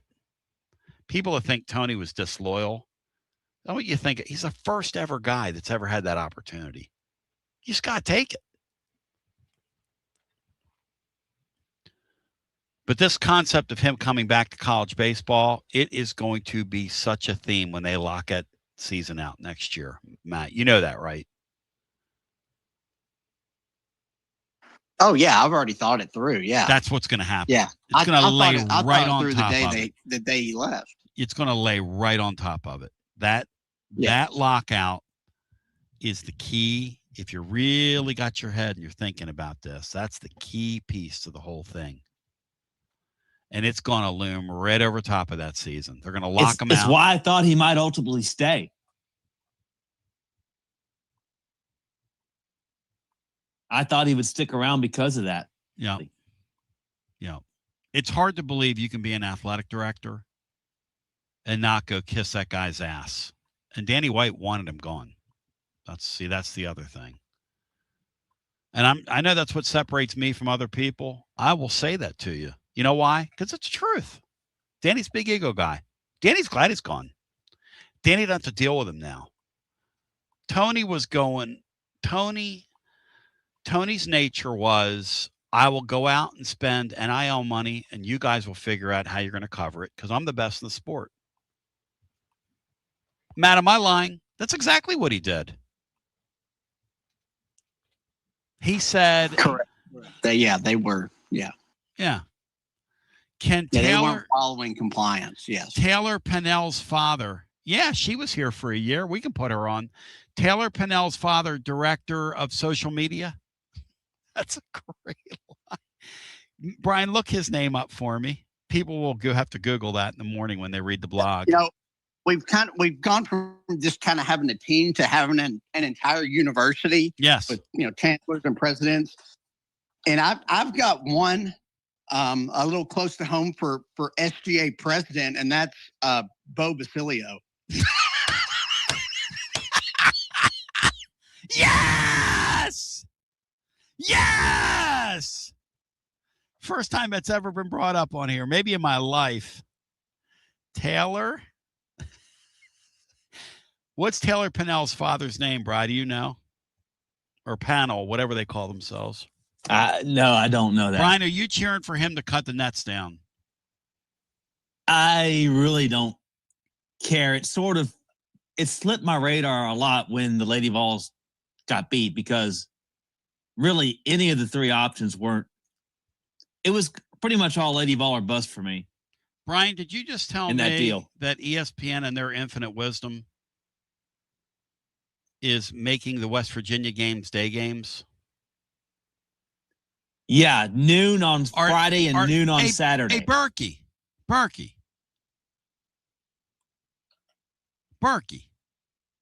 Come on, man. Berkey, come on, man. Do better. Can you be better? Do better? You didn't see that scene last night with those people singing the song? We're going to make it a day game? Hey, Berkey. Matt, what was better than that scene last night? Even the tone deaf kid that was singing with the song that was one of the more wholesome things in sports I've seen in a long, long time. Come on, Berkey. It was. Yeah, that was really cool. Really cool for them. Yeah, that was great for college sports. That's kind of the soul of college sports that still exists, and you have it pop up like that. Even what happened like at Kansas was pretty cool. I mean, there was some hostility in the crowd between them and Arkansas fans, which is a stunner. But Like it's cool to see programs like that have never really been there before and have great followings. Yes. Have moments like that. Really cool. That was, even the Kentucky thing aside, which makes it great. It was a really cool moment for West Virginia and for college sports to see all that. Hey, Matt, when that Kentucky team hit those 2 home runs last night and tied that game, they hit 2 of them, right? Or did they have like a lucky run that scored and then they hit the home run? No, they had 2 home runs, right? They hit a 3-run homer and then a home run right after it. After having 2 strikes and 2 outs with nobody on, they scored 4 runs. The guy's name is Brandon Pannell. The guy's a total dipshit. Here's the thing: we're going to transfer from your school. We're going to besmirch the coach, and then I want you to be nice to us on social media. In what world is that guy living? It's just really Tennessee's luck to beat the 2 teams that are playing for the national championship, to beat them twice to open up the event. They beat Texas and Texas Tech in succession. Back to back. Now they get to watch them play for the title. Yes. And I said in the blog yesterday, I thought it wouldn't surprise me if Texas won. Not that I know the sport, but I knew this Lady Vol team, Bri, and they just don't and haven't hit it enough. They hit it enough to get through their super regional. But like you said yesterday, Brian, that's why I started to think they were going to win it. Because when you start getting contributions from people that haven't hit home runs all year, and the top of that lineup started that really light leadoff hitter hit 2 of them in that Georgia game. That's how you advance in these sports. Matt, you were talking about the guy that's real light hitting who's had what was that again, Matt? That's incredible what you said earlier. I've been thinking about that in the back of my mind during the show. No, there was a player for Troy, and I can't remember his name because Berkey kept butchering it on air like 3 times yesterday too. Poor Berkey. They kind of made it a bit, which I appreciate. He's challenged. But Troy had a player who had 12 hits all season, the entire season, and he had 10 hits and like 3 or 4 home runs in the regional this weekend. Like 12 hits over a 60-game season, and he had 10 hits in the most important weekend of the year to get them through to upset Florida. And that's just kind of what the sport is. I actually think Florida had a guy do that last year. He kind of came off their bench because of injuries and had a great regional and kind of hit them through a round. But it's stuff like that. It's, the pitcher with a 9 ERA going out and throwing 5 scoreless innings against Tech. Yeah. Just crazy things like that happen in the sport that make it so volatile, even for the quote unquote super teams. But Brian's right about the Lady Vols to get that far like they have. And Salty Vols saying what you said in a different way, Brian. He said the Lady Vols don't have one player you need to pitch around. You pitched every one of them. Well, and they're good players. They're good hitters, but there's nobody you really fear there in their lineup. Katie Stewart has 30 home runs for Texas. Tennessee's leading home run hitter, Emma Clark, has 14. And Emma Clark, that big one against Texas Tech, that's huge, man. Huge. Yeah, and when Nebraska could not hold on to that lead against Texas Sunday night, I kept thinking Tennessee would be better off facing Nebraska. I don't want to see it. No doubt. They would be better off facing Nebraska, yep. And then they couldn't hold on, and I kind of thought, well, I don't know if I like this. Just need to beat them once. And Nebraska has Jordy, right? They got that great. Jordy from Tennessee beat them in a super last year. She's wonderful. Yes. I love her. She's an incredible player. Matt, she fields that position like a world champion, man. She gets off that mound. Apparently, there's a story out there today that she's with child. So, she pitched pregnant. That's crazy. It comes out. Yeah, the Lady Vols problem, and even though they won that first game against Texas is a better team than more complete team. The batting is just night and day different. The Lady Vols needed to win the first game yesterday. That's all. Once it went to the second game, even though they had saved Carlin Pickens, it was ball game. She would have had to throw a perfect. The Lady Vols had 2 hits. They didn't. They didn't even get a girl to second base the whole game. Like, doesn't matter how good you're pitching it. You're not going to win doing that. One thing I love about that. That's what sucks for them, that they get so close. Watching that sport, the one thing I love about it, Matt, is they don't show each other up like you do in men's sports. Carlin Pickens never changed her countenance. I was watching her when they had the camera on her, right at the top of the inning when the thing was finally over, and you could see her face. But she never once, they don't make it about themselves, even though the star pitchers are the game. Without the star pitchers, you don't compete in that deal. But I'm pretty proud of those kids. That was a fun team to watch. They comport themselves really well. It's a great sport. Great sport. But then this damn Burke guy has West Virginia playing two-day games.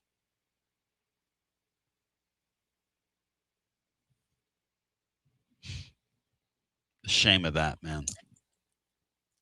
You know what, Matt? The shame of that. Mm-hmm. I just hope West Virginia gets the Omaha. They won't take over the place like LSU, but they will. They're the odds-on favorite to win at Rocco's for sure. Well, and unless they bring, they'll have a winnable game against either Troy or Arkansas Little Rock when they get there. Let's go. If they can get there. All right, Bri, Matt, fun deal. Appreciate you guys. Any final thoughts here? We got to go. It's been incredible today. Fun show. Show. Took a topic and ran with it and had a lot of fun doing it. Yep. And if you have other people you want to add to it, please lay it on me. If you have other folks you want to add, we'll publish it tomorrow on the blog and we'll continue to add to it. I'm sure we can come up with some funny, great names. In honor of a kid literally, I was talking to somebody about this that covers it every day. I think he was at maybe 2 practices in the spring. Chaz Coleman. You talk about a guy his teammates don't even know. That also, you don't know what you got till it's gone. I mean, who? How am I gonna miss you? I don't even know you. Who? How am I gonna miss you? But anyway, love, appreciate you. Everybody that participated today in the form of a clap in your hands. Hit the like button for us if you're over on YouTube. We love you. Even if you're not, go over to YouTube tonight if you're listening to the show and hit the like button for us. We continue to grow. We're at like 5,000 subscribers or whatever, which is pretty good for people who don't put short form content out. 5,000 is a pretty respectable number. But my goal is to get to 10,000 by the football season. So you're going to help me with that. Or I'm just going to quit doing this. I mean, it is what it is. Love you. Appreciate you. Peace. Don't be pissy, Tony. But that is kind of the truth. You don't want me to quit, do you? So why don't you just go over there right now if you're hearing the sound of my voice and hit the like button for us. That's all you got to do. And hit subscribe. Like and subscribe.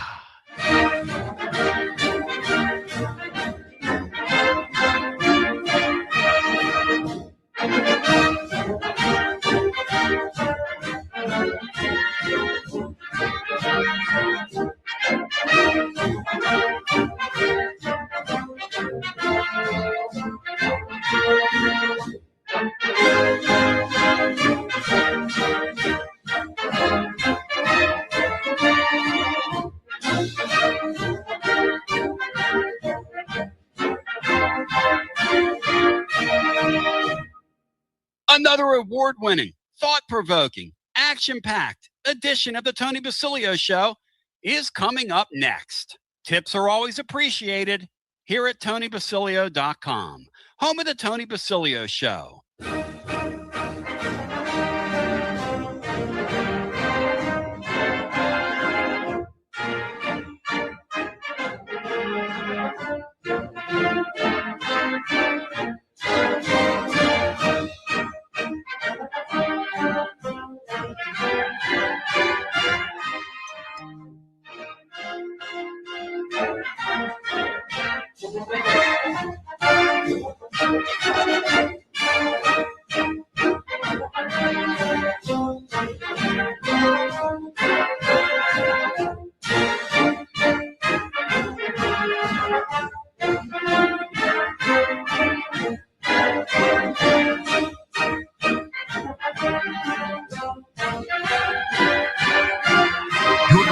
to FM 105.7 and AM 1340. WKGN Knoxville and W289CU Knoxville. Fan Run Radio. Yesterday wasn't going to be the appropriate time to get into this. By the way, Matt Dixon's here. Brian Hartman's in the house.